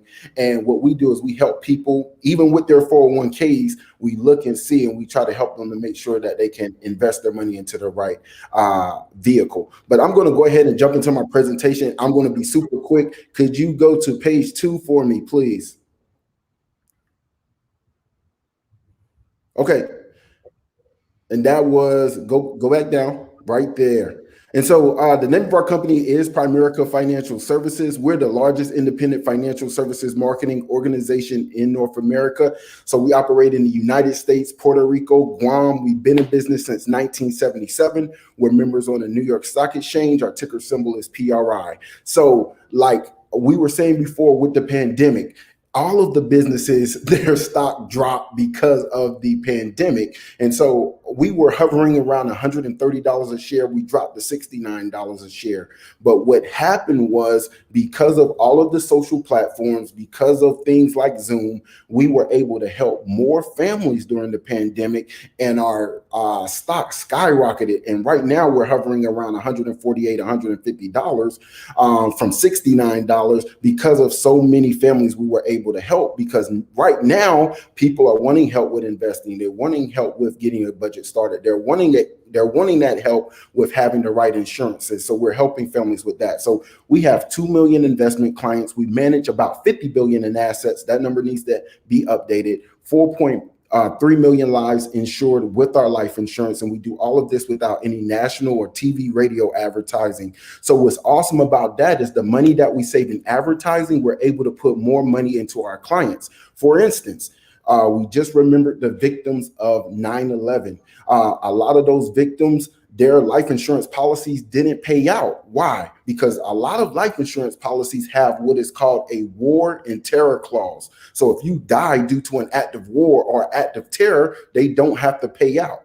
Well, with Primerica, we don't have any war or terror clauses or any pandemic clauses. So 9/11, we actually had 40 victims of those terror attacks, and we paid out $10 million in compensation to those families. So again, a lot of added benefits, also like a terminal illness rider. So if you become terminally ill, you can take up to 70% of your policy out to go towards treatment or whatever you want to utilize it for. So we actually had a client maybe 2.5 years ago who had brain cancer. Him and his wife took out 70% of their policy, and they were able to use it to travel the world before he died. And the reason being is because he was too far along for treatment. So they did get to utilize some of that money for something else, which was creating memories. So again, a lot of added benefits. Can you go up to the next slide, please? So again, when you're playing the money game and you don't know the rules, what usually happens is you lose. So what's happening right now in the United States is people are playing the money game. They don't know the rules, so they're losing. Debt is at an all-time high while savings is at an all-time low. And it's not necessarily because people don't have enough money. There are people who make 100, 200, 300K that are one paycheck away from total disaster. Why? Because it's not about how much you make, it's about how much you keep. And a lot of people are just broke on different levels. So what we do is we educate people on the different rules of money so that way they can have it when they retire. So the first rule we teach people is the rule of 72. And basically what this rule states is for a given rate of return, if you divide that into 72, it will tell you how long it will take for your money to double. So let's just say you had $10,000 sitting in a bank account at 3%. Now we all know the banks aren't giving 3% right now. They're giving 0.25, 0.75, or 1% if you're lucky. But let's just say it's giving 3%. And can you move that slide up a little bit for me to where you can see the chart, the full chart? Thank you. And so let's just say you have $10,000 sitting in a bank account at 3%. 3 goes into 72, 24 times. Now your money doubles every 24 years. And in 48 years, you'll have $40,000. So that's what's happening to people when they leave their money in their savings account. They end up with $40,000 and they think they can retire. No one can retire with $40,000. So let's just say you double that rate of return again to 6%. 6 goes into 72, 12 times. Now your money doubles every 12 years, and in 48 years, you'll have 160,000. That's a better situation, but not the best situation. So let's just say we double that rate of return again to 12%. 12 goes into 72, 6 times. Now your money doubles every 6 years, and in 48 years, you'll have $2.5 million. Now, what I always ask people is, could you retire with $2.5 million? And people will always say, yes, I could. But what we show people even better than that is if you take that 2.5, put it into a high yield savings or a money market at 3%, 3% on 2.5, 2.6 million is around $74,000 to $76,000 in interest. So what that means is at retirement, your kids should be grown and out the house. You should have all of your bills paid if they're not paid as far as your debt, and your house should be close to being paid off if it isn't paid off already. So if you have $74,000 in interest coming into your household, you can live off that annually, never touch your principal amount, and then you can pass that 2.5, 2.6 on to your kids. They add to that pot.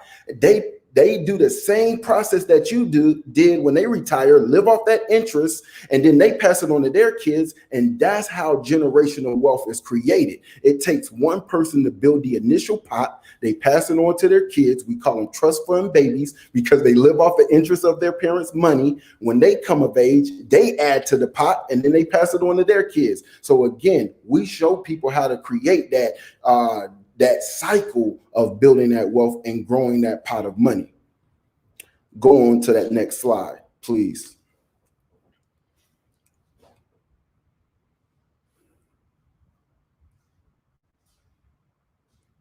So the second rule we teach people is bypass the middleman. So what I usually ask a client is this: when you leave your money in the bank, what do you think they do with your money? So a lot of people think that when you leave your money in the bank, it just sits there. No, your money doesn't just sit there. They use your money to finance homes. They use your money to finance cars. They use your money to finance homes, and they charge people 10, 11, 12% using your money, but then they turn around and give you 0.25, 0.75, or 1%. So then I'll ask the client, is that fair? And they usually say, no, that's not fair.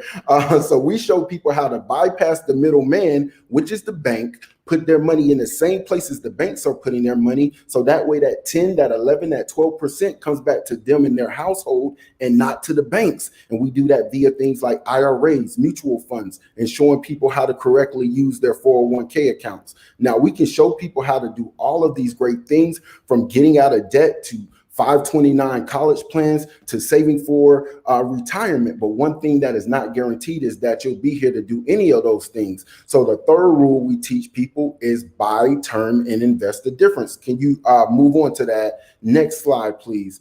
And after this, I have one more slide and I'm done.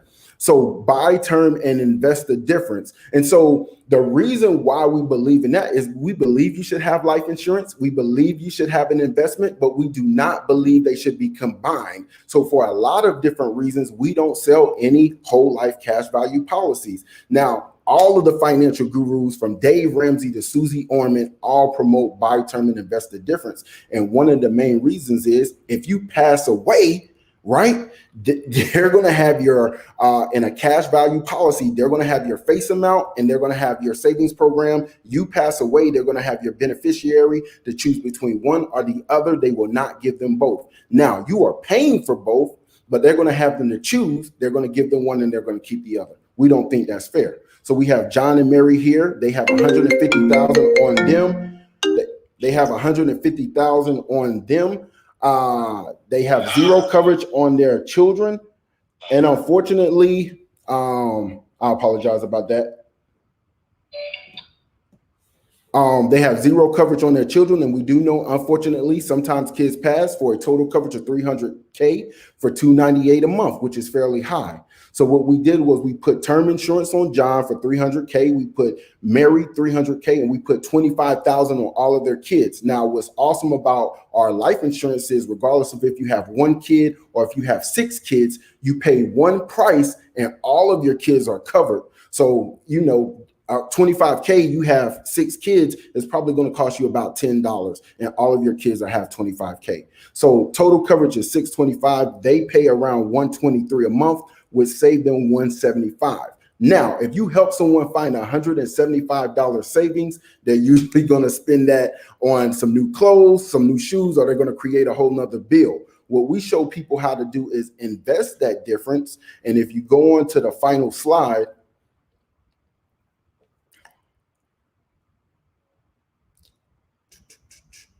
if you take that 175, put it into an IRA at 9% over 35 years, it will grow. And could you come down a little bit? It will grow to $518,000. Now, we're talking about not adding money, but just utilizing the money that we help them to find, which is that $175 savings. That's not including if, let's just say they had an additional $200 to add with that 175, or if they had an additional $300 to add with that 175. And again, over that 35-year span, that can grow to $1 million, $2 million, $3 million. We show them how to live off the interest of their money. And again, they can continue to repeat that cycle of building that generational wealth. But again, we talk about generational wealth all of the time, and those are just some simple tools that you can utilize to get to that point. And I am done. Are there any questions? I have a question. Sure. Can you lose money? Lose money in what, and which vehicle? In your mutual funds. So in your mutual fund, the mutual fund is up and down. So yes, there could be a period where you can lose money, but again, the mutual fund is more up than down. So one of the mutual funds that we utilize is Invesco, is a company that we work with.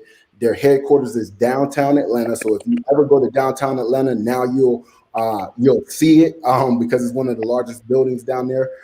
They have a fund called an Equity and Income Fund, and over 50 years, it has generated 10.44% on average in that fund. And so what happened was we show how a person at the beginning of that fund put $10,000 into that fund. We showed the real numbers over that 50 years, and sometimes it was up, sometimes it was down. But a one-time investment of $10,000 over that 50 years grew to $2.2 million. And so again, what people have to understand is between 2008 and when Barack Obama came in until he left, he's in the Guinness Book of World Records as the president who created the most millionaires. In his second term alone, Barack Obama created 650,000 millionaires, but majority of them were created through the market. But guess who rarely invests in the market?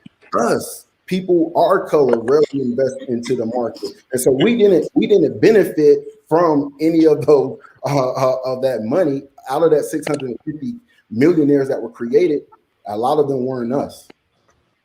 I just wanted to, make sure we educate our people also, that there's risk in investing in stock as well. Risk investing in anything, but also I'm sure everybody's made a lot. I've made a lot of money out of stocks and mutual funds. I've also lost a lot of money, especially not being educated. I would say again, if you're doing individual stocks, it could be more risky than you partnering with a money manager like an investment advisor to manage your money in a mutual fund. I haven't had clients to lose a lot of money in mutual funds. Again, like at the beginning of the pandemic, people lost money, and then if they left their money in there, did not touch it near the end of the pandemic. I'll give you an example of myself. I ended up losing $7,000 at the beginning, but towards the end, I ended up making $20,000 because I left my money in there. The market is going to be up and down, but if you stay in over time, it'll grow. Who said the Moderna? You familiar with that stock? Yes. Yeah, I bought that at $100. I think it's $178 today. Month and a half. It's a great stock. Yes. Which, if nobody knows what that is, that's the coronavirus cure. Right. So I'm in the market too myself, and I have lost money, and but I have made more, and I am one that do research, and what I will tell our people is the education and the information is there for you. But if you're unsure, if you're not willing to learn it, then I would suggest that you go talk to and speak with a professional, somebody who's specialized in investing. Because for me, the best way I learned is when I lost money. And Clarence, I don't like to lose money. So, I just put a little skin in the game, a little money in the game. And just, I put enough in there. I say, okay, if I lose it, I lose it. If I win, if I gain money, I gain. And I got burnt a couple of times, and it taught me. And but the investment market is broad. It's got a lot of techniques, a lot of ways you can do options trading. You can do, you can play the long term. You can be a day trader. It's so many avenues. So for everybody who's online now and looking, if you're interested in investing, speak to somebody who's in it, who's been in it for a while, or go do research for yourself. Do your own due diligence. You can research these companies. They got websites. You can YouTube. And if you want any information from me, all you have to do is hit my inbox. I can send you to individual. I follow Dr. Boyce Watkins, who I think does an excellent job in educating Black folks in investing. You got an individual on YouTube called Chris Sane. He's great in giving information about investing. It was another brother in Atlanta, Clarence, that I used to follow that was heavy on YouTube. So it's information out there. Is the rest of the panelists on the back? Because we want to finish this show up. I told the guys that we weren't going to be able to put all this power in one segment. I told them that. Right. So we definitely going to have to do this again because it's just a lot, man. I've took notes and I've learned a lot. things that Mr. Gunner has said, things that Miss Aretha has said about having to pivot and kind of reinvent yourself business-wise, especially during this COVID and this, season. Me being a chef and a caterer, I lost every single catering job that I had in 2020, every last one of them. So I eventually had to, reinvent how to make money doing other things, and I'm going to highlight that tomorrow as a vendor. So, brother Jermaine, let's get back into it, man. If you don't mind, let me ask the first question, man. If you don't mind, I'm gonna touch on some. Go ahead. Situation. I want each one of you to. So we got Ron. Is Miss Perkins still in? Let me ask you a question. We're gonna start with and it's a yes or no answer probably. Integration. Did it help the black business or did it hurt it? Let me give you that. Let me ask you that question.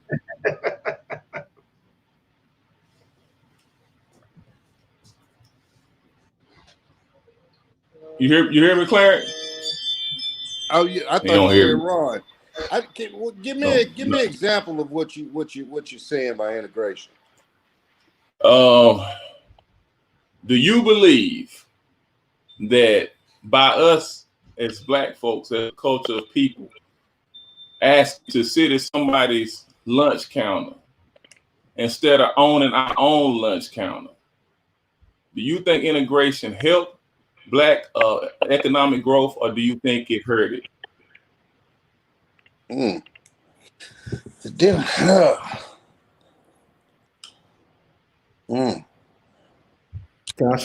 kind of hard to answer that question, man, because I think depending on which way, I would say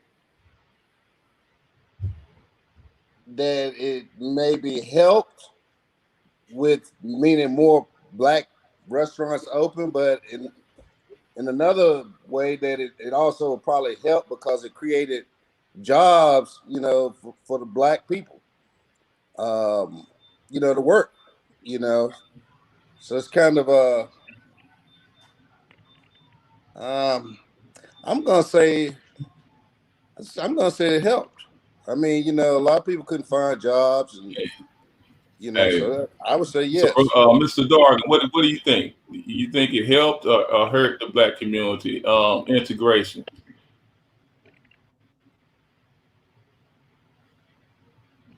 So what I was going to say was kind of along the lines as Clarence is it hurt as far as the businesses, it hurt the black businesses, but as far as black economics, it could kind of still be the same because what happened was people transitioned out of being business owners to actually working for these major corporations.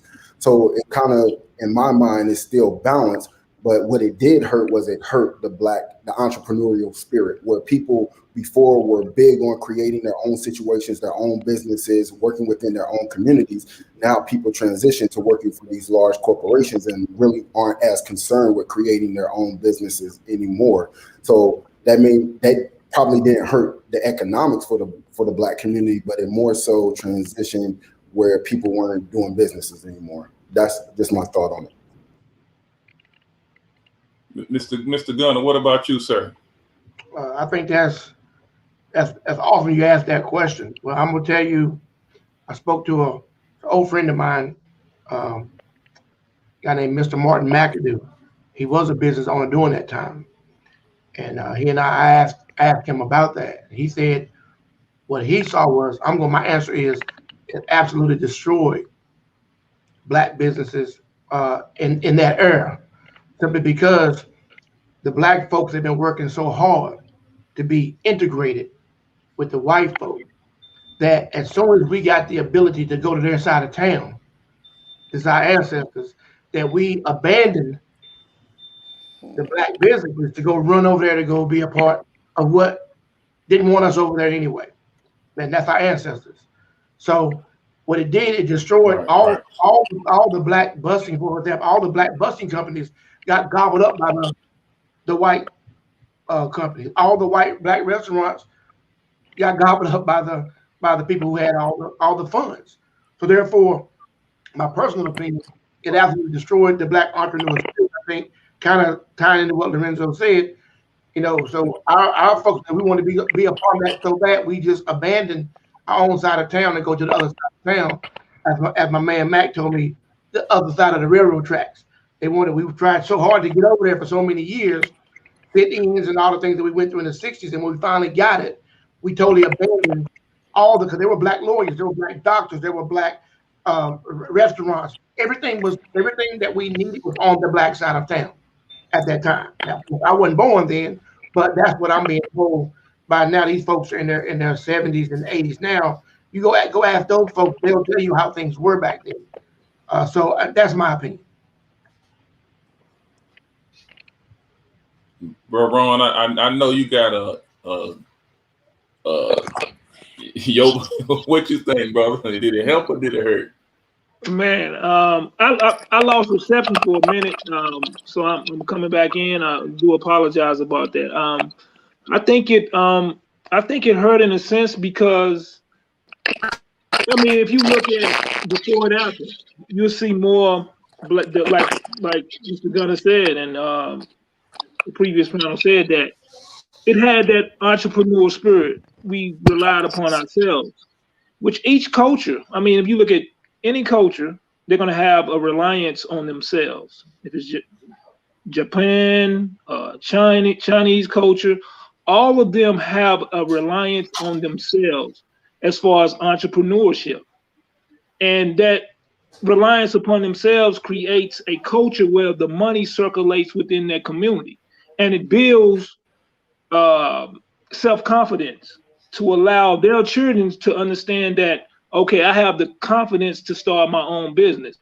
So when you take our businesses and shut them down and we begin to run to other businesses, it creates a sort of, I guess, a parental type situation where we begin to look at those in positions of power as some type of father figure or mother figure where we got to run to them to create jobs and businesses for us.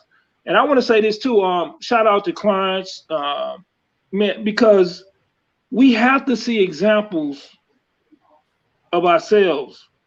Mr. Gunn, shout out to you as well, because we have to know that we are around people that we talk with, that we walk with, that experience the same experience that we experience. I mean, we know Clarence, we hung out with him, he did the same thing that we did. So it's good to see him, to be able to call him, to talk to him, and know that, okay, he's a successful entrepreneur. So what does that do for me? It inspires me. It inspires me to want to be able to do the same thing. Same thing for Mr. Gunner. So it's always good to see ourselves. I mean, this is not to hate on any other culture, but it's something that we need. It's a need for us. And that's one of the purposes of education, is to fill a need. If you're getting an education and that education does not fill a need, that education is worthless. I mean, I can go to school and learn Shakespeare. Shakespeare is outdated. We're not talking about Shakespeare. The young child is in the ghetto. He may be more, it may be more beneficial for him to read True to the Game. Now, that's a book about drug dealing and the end result of the drug dealing as this individual goes to jail. So what happens is this child gets to see himself and others in the community that he lives in. He gets to see the end result of drug dealing. And along the way, True to the Game, it'll show the individual setting up businesses and everything else. But the individual will become inspired by this particular person because it looks like him. It talks like him. It walks like him. It listens to the same music. So it begins to broaden the individual's mind. So yeah. So that's all I have to say. So I don't know if that answered the question, but yeah. Yeah. Y'all did great. So this became. I mean, I got a few more questions, but do you have a specific thing you want to bring out for the people, or something we need to touch on that? Well, yeah, definitely. To go back to Mr. Darg and also Mr. Neal, you may be also be able to shine light on this, but Once I became a teacher, I've been a teacher for 8 years, and this is just an alarming rate in regards to statistics. But since I've been a teacher in over the past 8 years, I've had over 16 young black men that have died, right, or been killed. One of the things that is very difficult to talk about is life insurance, right? And it's such a necessity for us to be able to not only have life insurance on ourselves as parents and grandparents, but also on our children, because the one thing that is guaranteed in life is death, right? So why not, look at that as an investment opportunity? What I wanted to do is ask you, Mr. Dargan, what is the difference between term life and whole life insurance? Or Mr. Neal, either one. Okay, so term life is where you can get a lot of coverage for a smaller amount of money, but it's only good for a certain term. So let's just say it's 30 years, you can get a certain amount for that 30 years. But what it allows you to do is to have coverage when you don't have any money. And while you're growing your money, whether you're growing your money through a business, whether you're growing your money through mutual fund, where you're growing your money through cryptocurrency, it allows you enough money to be able to put it into that vehicle so that way you can grow that money. So by the time that term is done, you'll be sitting on, hopefully, 500, $1 million, $2 million. Now, when it comes to whole life insurance, there are great plans that millionaires use as tax shelters. What I will say is if it's a middle income person or lower, they should utilize the buy term and invest a different strategy. And the reason being is because they're not putting $1 million into a whole life policy. A whole life policy, in my opinion, is more so an investment vehicle, more than protection. So if you're looking for protection, you need to go with term to get a lot of coverage. Like myself, I have $3 million. If I pass, I told my wife, put that $3 million into a high yield money market at 3%. We're talking about $95,000 coming to her annually in interest if I pass. Whereas for that same amount, I may only be able to get $50,000 with the whole life policy. The additional thing with the whole life that people don't understand is they always say, I can borrow from it. What they don't understand is you're not borrowing from the company, you're borrowing from yourself. So that's why it always takes about 4 to 9 years before you can borrow, because the money that you're putting in is the money that's building that savings portion. And that's what you're taking from. So again, that's like going to the bank and asking them, can I borrow my money out of my bank account that just got deposited from your job? You would look at them crazy. And then they expect you to pay it back with interest. So again, the other thing is, if you're looking at a mutual fund, most mutual funds on average over time are anywhere between 10 to 12% in growth. Whereas in that whole life policy, and you can Google all of this, you Google the growth on a whole life policy, on average is 1.5% to 3%. So again, you're getting more growth in the buy term and invest the difference portion. Whereas once the term ends, that's the thing that gets everybody, well, my insurance is going to go away. But look, if you're investing with it, even though that insurance goes away, now you're sitting on this lump sum of money. Whereas with the whole life policy, that may not be so. So that's just my thought on it. Thank you. So I think I can piggyback. I just want to share this with people. You are exactly right. I think my insurance is through Prime America, I believe. And I did go with term. And wow, you got I think it said 3 million, and so I'll be transparent with the people. I think my life insurance probably is 600,000. And it's for a 30-year term. And so, like Mr. Dargan said, over this time, while I got this in policy, I'm supposed to be investing and building my money. I'm not supposed to be spending my money up and going broke buying Jordans, gold chains, Cadillacs, rims. And you look outside, my car costs more than my house. I mean, I ain't supposed to be doing that. I'm supposed to be saving and investing my money. So when the term is up, I can either renew the policy, which is going to cost me a nice piece of change, or I'll have enough money anyway to bury myself. I should, if I'm smart and a steward with my money. So I appreciate that advice, but I just want to let the people know, especially you from Reedsville, you can have insurance. I see too many of y'all posting pictures of tennis shoes, brand new clothes, and you a die today, and you gotta go on. They gotta go take up a GoFundMe account for you. Mm-hmm. It makes no sense, you know. And I'm gonna tell you, I only pay $144 for $600,000 of insurance on myself, $300,000 for my wife, and $25,000 for my kids. $144. I see some of y'all pay $300 on shoes, and then if you pass away, June Buzz ain't have no money. We need to go take up a collection. You know, we got to do better, people. So appreciate that information. For sure.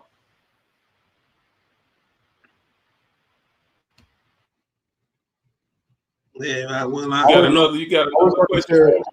was going to share one more thing real quick too. So what I'm doing is I'm working also with tax preparers, because another thing people don't realize is if you pay up all of your coverage at one time, it's a lot less money. So we're working with like single moms who feel like they may not have enough money to cover themselves. Well, for $300 to $450, you can have $150,000 to $250,000 on you and 10 on your kids. And every time that tax return comes around, you're spending that $300 to $450. Most of the tax preparers I'm speaking with, they say that people are getting back $7,000 on average. So we're talking about you taking out $300 to $450 every tax return to pay on your insurance, where if something happens to you, your kids can be covered or have something when they go and live with whoever they go on to live with. But again, that's another thing that you can utilize is your tax return. Right. That's great information. Anything else? I got one more. I think I got time for like two more questions. And then we're going to have to wrap it up, man. I knew this was going to run over, so I'm going to definitely personally be reaching out to each one of you people on this, each one of you brothers and sisters. Miss Aretha's not here on this panel, so maybe we can do this again. I've had a lot of feedback. You know, you helped people a lot tonight. Trust me. Yeah. When I tell you that some of the questions I done got, man, and some of the inspiration we had left our people with, man. So I think I text you, Clarence, in the break, you know. So that's our conversation. But just some of the information you get have inspired me tonight, as well as Mr. Gunner, you know. Jermaine, if you get another question, I got one more. You know, I'm gonna get a little stiff with my last question, and then we're gonna get on out of here. I'm gonna be honest, man. I'm just grateful to be in the presence of greatness, man. I really appreciate each one of y'all, man. Shout out to Mr. Neal, him and his wife. Immediately, my wife hit me with a text, said, "Yo, babe, we gotta put some investment in some Target stock as much as she go to Target." So I'm gonna definitely be in touch with y'all, man. Yeah, no question. So if we get out of here, man, I'm gonna let y'all touch on one more thing before I close this out. If you had to give any advice to an up and coming Black business, we talking to Black folks tonight, you had to give them any advice as far as starting a business, maintaining, or what business they need to be looking into, what kind of advice would you give them? Mr. Gunn, I'm gonna let you go first, sir. I would say first, you know, make sure take care of your credit. And Clarence kind of mentioned that early on the first part of our conversation. Make sure your credit is good. Know what's on your credit. I think Clarence alluded to it perfectly. He had $300 that he thought, and he had horrible credit. $300. I mean, you know, like you just now said, Greg, I think you got kids paying $300 for a pair of sneakers now. So that's the magnitude of how something so simple can be so powerful in your transitioning to you've been your own boss or being your own leader. I would say once you get your credit right, then determine what you want to do. Commit to something.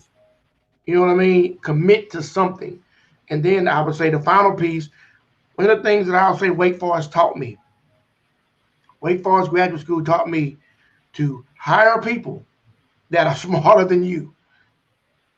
And I commend myself for my team These guys are all experts in things that I absolutely hate. So they're good at what they're good at. I'm good at what I'm good at. Collectively, that's where the magic begins. That's what I'll say. Appreciate that, brother. Appreciate that. And look, Mr. Gunn, I've never bought a car from a car lot. I don't like car payments, but I promise you, sir, my first one, man, me and my wife coming to see you, brother. Come see us. We'll do it. Hey, you asked for me. You got my cell phone number too, so you can call me anytime. Okay, I got you, bro. I got you. All right, so Mr. Neal, man, what would be your advice as far as up and coming black entrepreneurs are starting a biz? What would you tell the people? I mean, I think definitely relationships, man. We got to develop proper relationships, and I say that in reference to me and my wife. You know, just knowing that you have somebody that has your back, that's been there with you from the beginning, that saw your vision when you didn't even believe in the vision yourself. You want to definitely have somebody around your team, have to believe in you. You have to have somebody around you that's going to push you to be greater than yourself, because you get a little shaky, you get a little weak in the knees at times. This self-doubt kicks in just based upon past experiences. So you want somebody there that's going to really push you. And of course, their credit is king, because they're going to, businesses, banks, they're going to look at their credit score, and they're going to, that's who you are. It's pretty much your credit score, the three scores, that's an individual that's separate from you. And they're going to want to know, how healthy is this individual? Is this score high? Have you been doing the right thing by this individual? Because based upon how you've been treating that credit score or that individual, they're going to say that, okay, this individual is strong. This individual can pay money back. Even if this individual tumbles, this individual is going to be able to bring money back to us. So, we want to work on that, man. It's just like our physical diet, our mental diet. We want to work on that, man. And before I go, I don't want to get too long-winded, because I think my wife want to say something.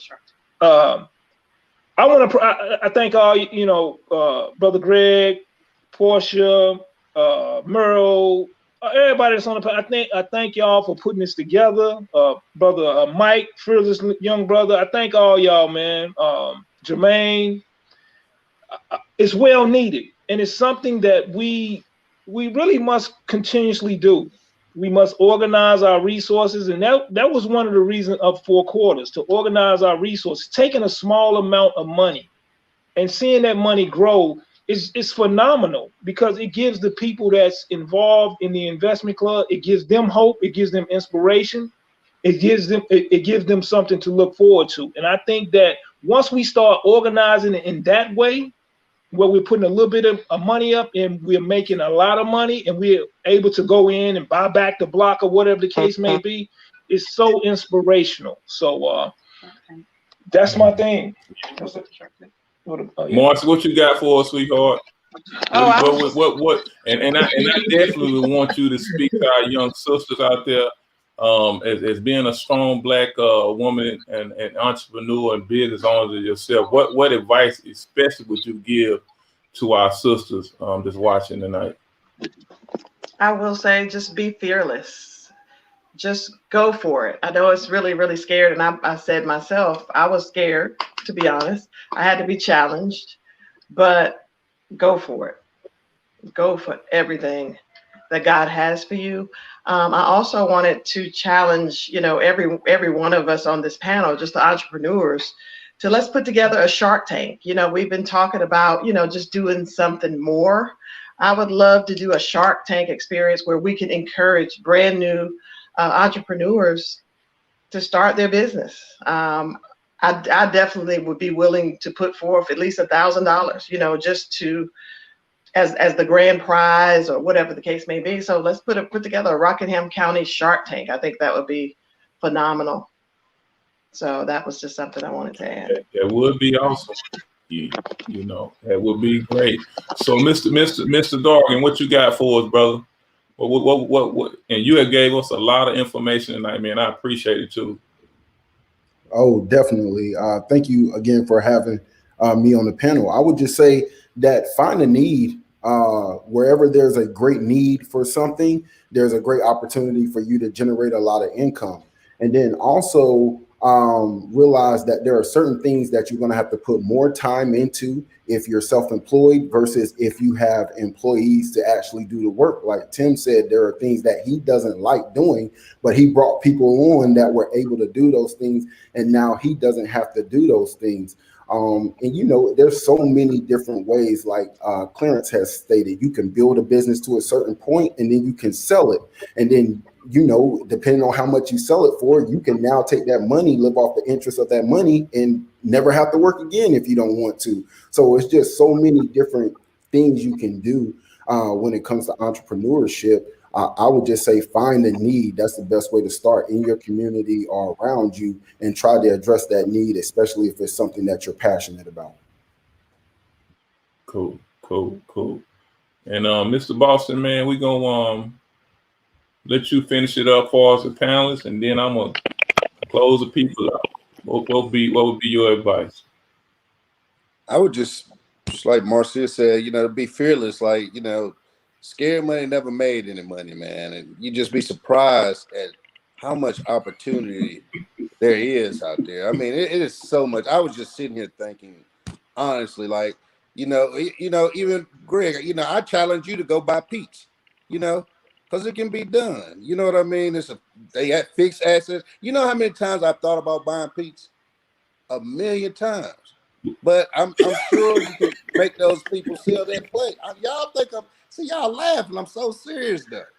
You know? No, I know you. I know you SBA, serious. I know you are. You know, I'm sure they don't have no debt. They own the real estate. You know what I mean? They probably would sell for the right amount of money. You know, but I just say, you know, be fearless. You know, it's 5%. That's what it's gonna cost. I'll loan it to you.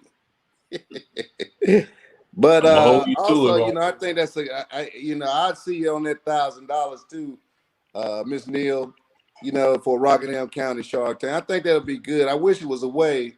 I live in Atlanta now, but I have a lot of education because I've been there.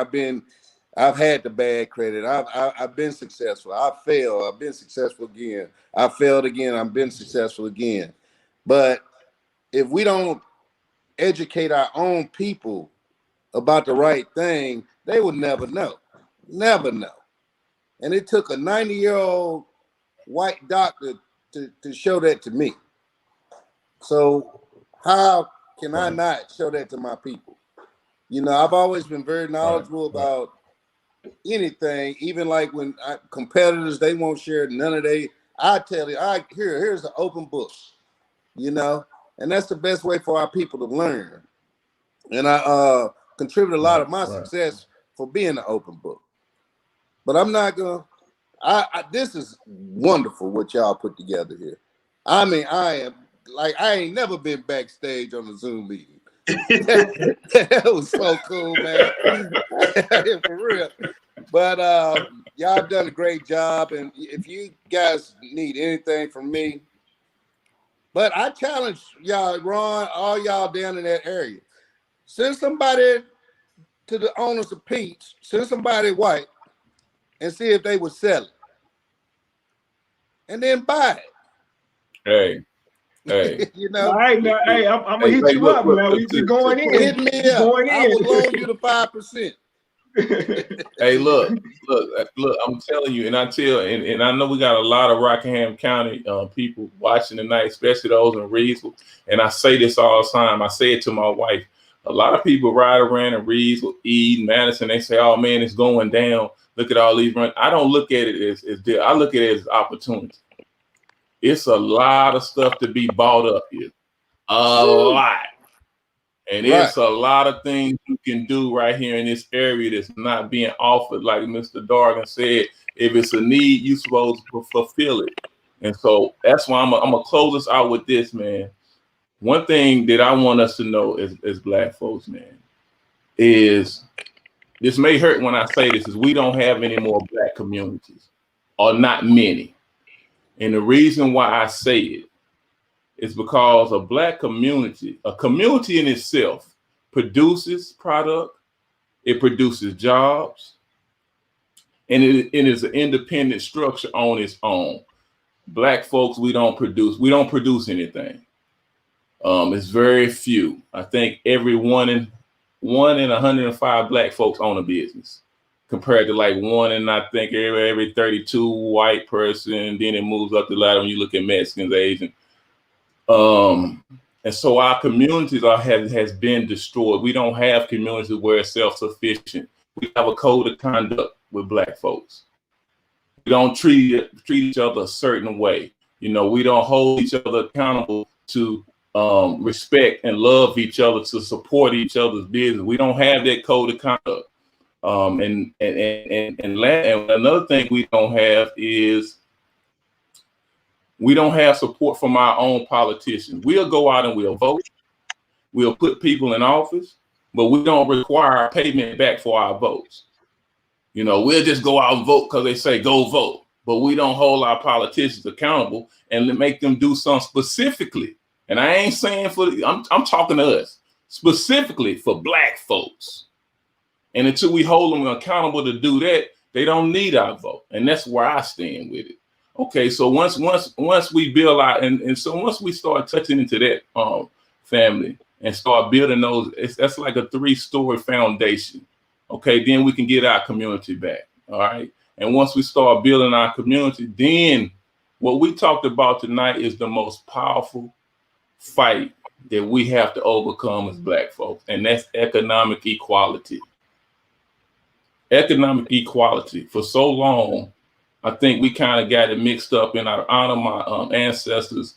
We fought so long for social equality, to be socially accepted, to be able to ride in the front of a bus, or to be able to sit at a lunch counter, or to be able to drink at a water fountain. But we forgot about the money, because when our ancestors were set free, they were set free with absolutely nothing.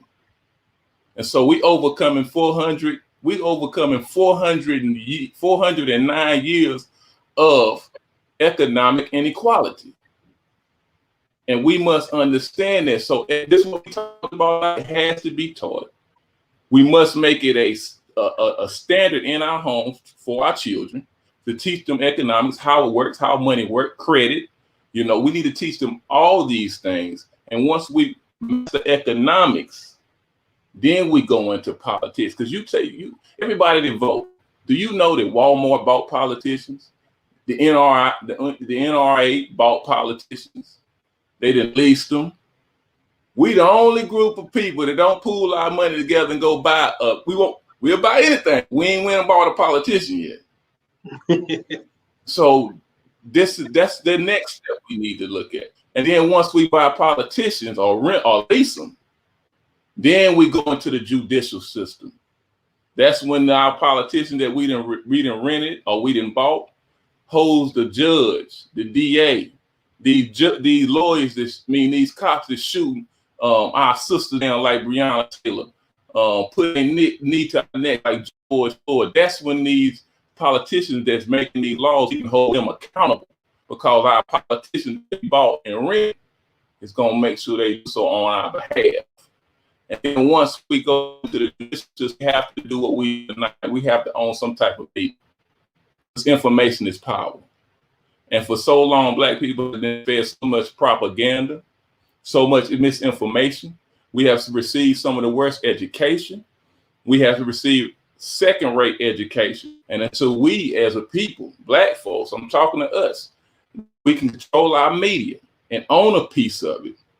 It hurt me so bad when they sold BET, I didn't know what to do.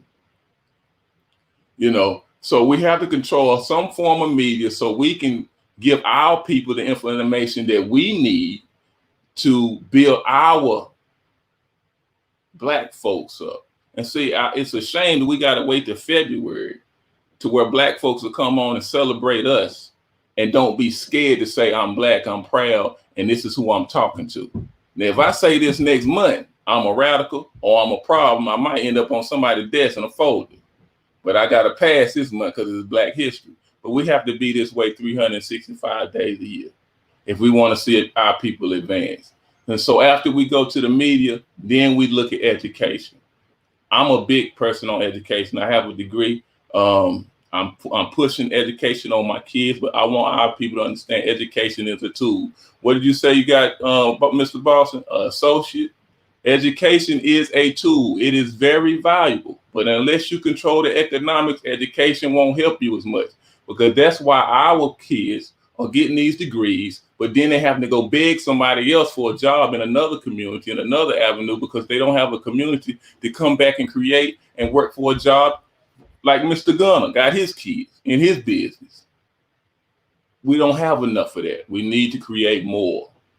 So to close us out, man, we are a product of slavery, Jim Crow, the convict leasing system, the civil rights movement, police brutality, judicial injustice, and the biggest, and I mean the biggest fight we should be unifying is not for social injustice, not for social equality, but the biggest fight we should be doing is for economic equality.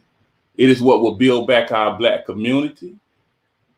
It is what will help us take our Black graduate and bring them back to our communities and produce jobs, products, and services for our people, so our money can bounce around in our community 8 to 10 times before we go spend it with somebody else, so we can build this generational wealth that we're talking about. But until our money starts to do that, that will be literally impossible as a whole, as a group. And then once we do that, our kids, the same economic fight of economic equality that we're reaching for, it will give our kids a better education. Equal economic equality is the very thing that will free your mind, that you will not only be satisfied to ride on the front of a bus, but to own our own bus. That's what we should be reaching for. Okay, so I hope everybody had a great night, man. I appreciate every panelist. I appreciate everybody that tuned in tonight. We definitely gonna do this again. We did not get everything out on the table. I could take each one of you panelists and talk to you guys for at least an hour, hour and a half. I guarantee you. So we just gave you glimpses of everybody at home. We gave you glimpses of these powerful, beautiful brothers and sisters tonight. That's entrepreneurs, business owners, financial advisors, investors. We had a lot on the board tonight, man, and we appreciate you tuning in. Once again, this is Black Empowerment Week. Tomorrow we'll come in with, I forgot what tomorrow's show is. Oh, it's health. And I'll be presenting health tomorrow. So we have, I know 3, I'm gonna be a little intimidated. We got 4 doctors, female doctors on, and I think myself, I'm gonna be coming in the capacity of a chef, kind of explaining what our eating habits are in the Black household, which is almost terrible at times. So we'll talk about that tomorrow. And tonight was economics, man. Once again, to the panelists, I appreciate each and every last one of you.